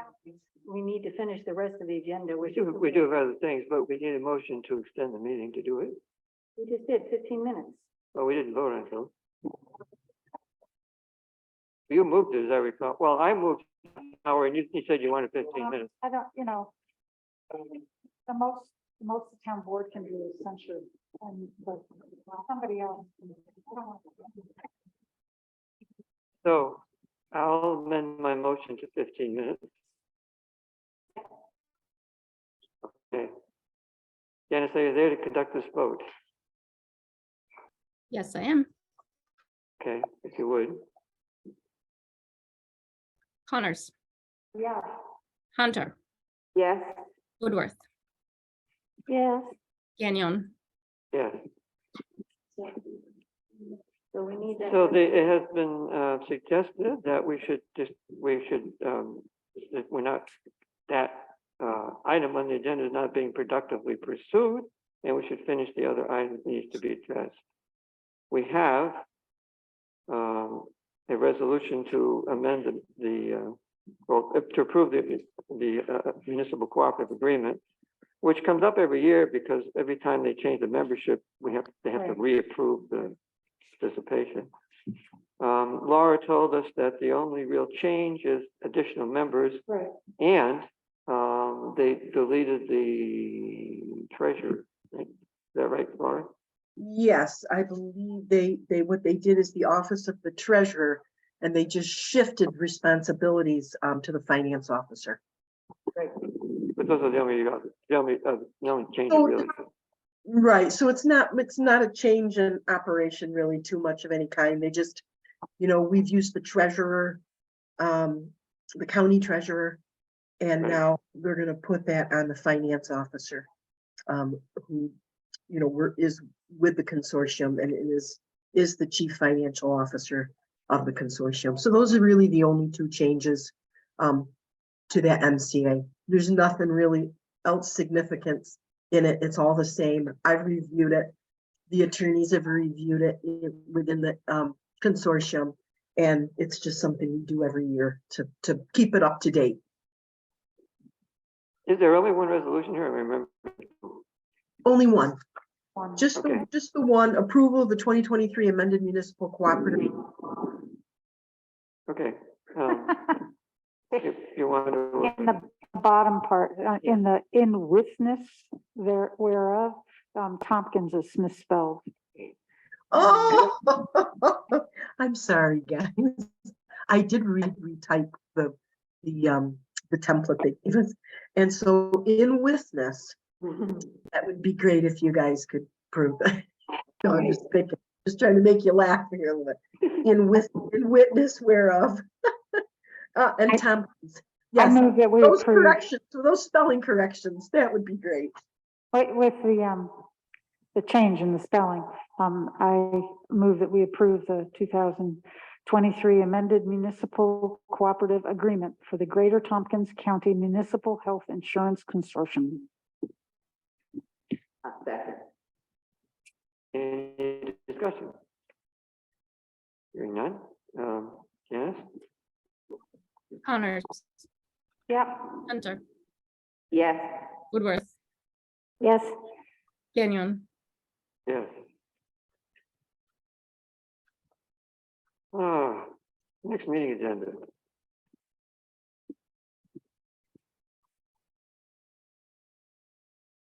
There were a couple of things we said we would come back to, like We should the code law. revisit, the SCT and other, that whole, Well, we'll have, yeah. That whole hopefully have a thing. report of the committee. And- yeah, yeah. Um, What was the other thing? Well, there was a code law. on Right, Section right. 0. That's what I'm thinking. Okay. I'm not feeling like we have completed there- discussion on this subject. Was there a budget thing? Which discussion? Was there About the clerk. a budget thing? Discussion. That's not an appropriate discussion. What you need is very explicit details. What you need is in Right. writing. If there's complaints, we need them in writing and detail. Yep. Discussion is a waste of time. It's not a discussion. It wasn't a discussion, correct? Well, I agree, it was not much of a discussion, but I don't think that the issues that we were hoping to deal with have been dealt with. No. So And how so do we- I think, I think we just need to look into what our avenues of action can be. If the town board can't function or can't get things out to the public in time or what, then either we need to find something then, or we need to find some way to fix those things. And we need to figure out what our options are. We also have minutes to approve. All right, next We time. do? Yeah, Oh, All that we didn't Oh, approve tonight, well, yeah, I'll read through them. I don't know. for the last 5 Um, meetings, I think. mhm. There's the switch from workers' comp to senior citizens, the senior citizens contract with the money. That's an if. Yeah. Huh? That's an if. It's an if, Laura was gonna see if we need it. right, but aren't we gonna, Laura will take care of the but transfer. isn't it gonna be on the next agenda? Laura will take care of it if it's necessary, just like she does not this one. We didn't approve it though. We didn't approve it, we pulled it. We didn't I approve know we it, pulled it so, because she doesn't know if it's right. She's checking it. Right. right, so I assume we'll deal with it next meeting. We'll deal with it. That's why I'm saying if- put it on the next meeting. If we have to, I mean, If we have it might be that there's no problem and it's not. Then we don't put it on the Come up. agenda. Oh, you mean that we won't need to move the money? Yeah, Right. Okay, Right. yeah, yeah, but right. I assume it'll come up at the next meeting. Well, it won't if there's no problem. Well, I'll keep you guys posted. I'll expect to hear about it. Well, we could have a report on what happened. Yeah. Whether it was a misunderstanding or whether it's in Right. fact overspent. Right. Yeah, because I think that if it's not, if there is a problem with it, then we have to revisit the issue of having how to deal with it. If somebody does overspend, what do we do? Well, that is one of the things that we're supposed to be looking at in the audit. Is if we're approving a certain bill to be paid and it's related to a contract, if it's, we should be checking to make sure that that amount doesn't exceed the contract. Well, as a matter of fact, we should be doing that with respect to the budget line that we're pulling the money from on all the other items as well, that there's enough in that, There's in that fluidity in that. slot Yeah. to pay the bill. And Laura did give us that information for Yeah. this meeting. Yeah. Right. So before we leave this, I mean, I want to ask Janice specifically, are you unwilling to speak to the problems that the board is having and what you're willing to do about them? I don't know how to speak to them when I don't see them as problems. I do put the agendas up at least 24 hours in advance, which is what our rules of procedure are. I do put the public hearing materials up 5 days in advance, which is what our rules of procedure are. And I do have an adequate system for processing vouchers and creating abstracts. I also don't think that the minutes are actually statutorily required to be approved by the board. So I have them posted. We know that, but that's a board process. That's a board agreed upon board procedure. But it okay? doesn't make the meeting minutes irrelevant. They're still there. No, it certainly doesn't. And the board doesn't have to approve them. The board can approve them. It's our policy to do It's our that. policy to do so, yeah. To change the minutes that I have. If you refuse to approve them, they'll just say not board reviewed. You're right. Right, that's correct. But we want to. You also want to inject bias and inflammatory comments. Well, we agreed to have I don't Leslie's think that is comments. acceptable That's nor not- permissible. If she said, We agreed, no, we're done. we agreed to have Janice's comment read into the record. So that's that. The, So you agreed to have Leslie's comment read into the record. yeah. Well, I mean, I'm finding this, I guess, like, I'm coming around to feeling as the rest of you do, that it's not productive interaction. Yeah, yeah. Okay, so then, we're done and the meeting is adjourned. Yeah.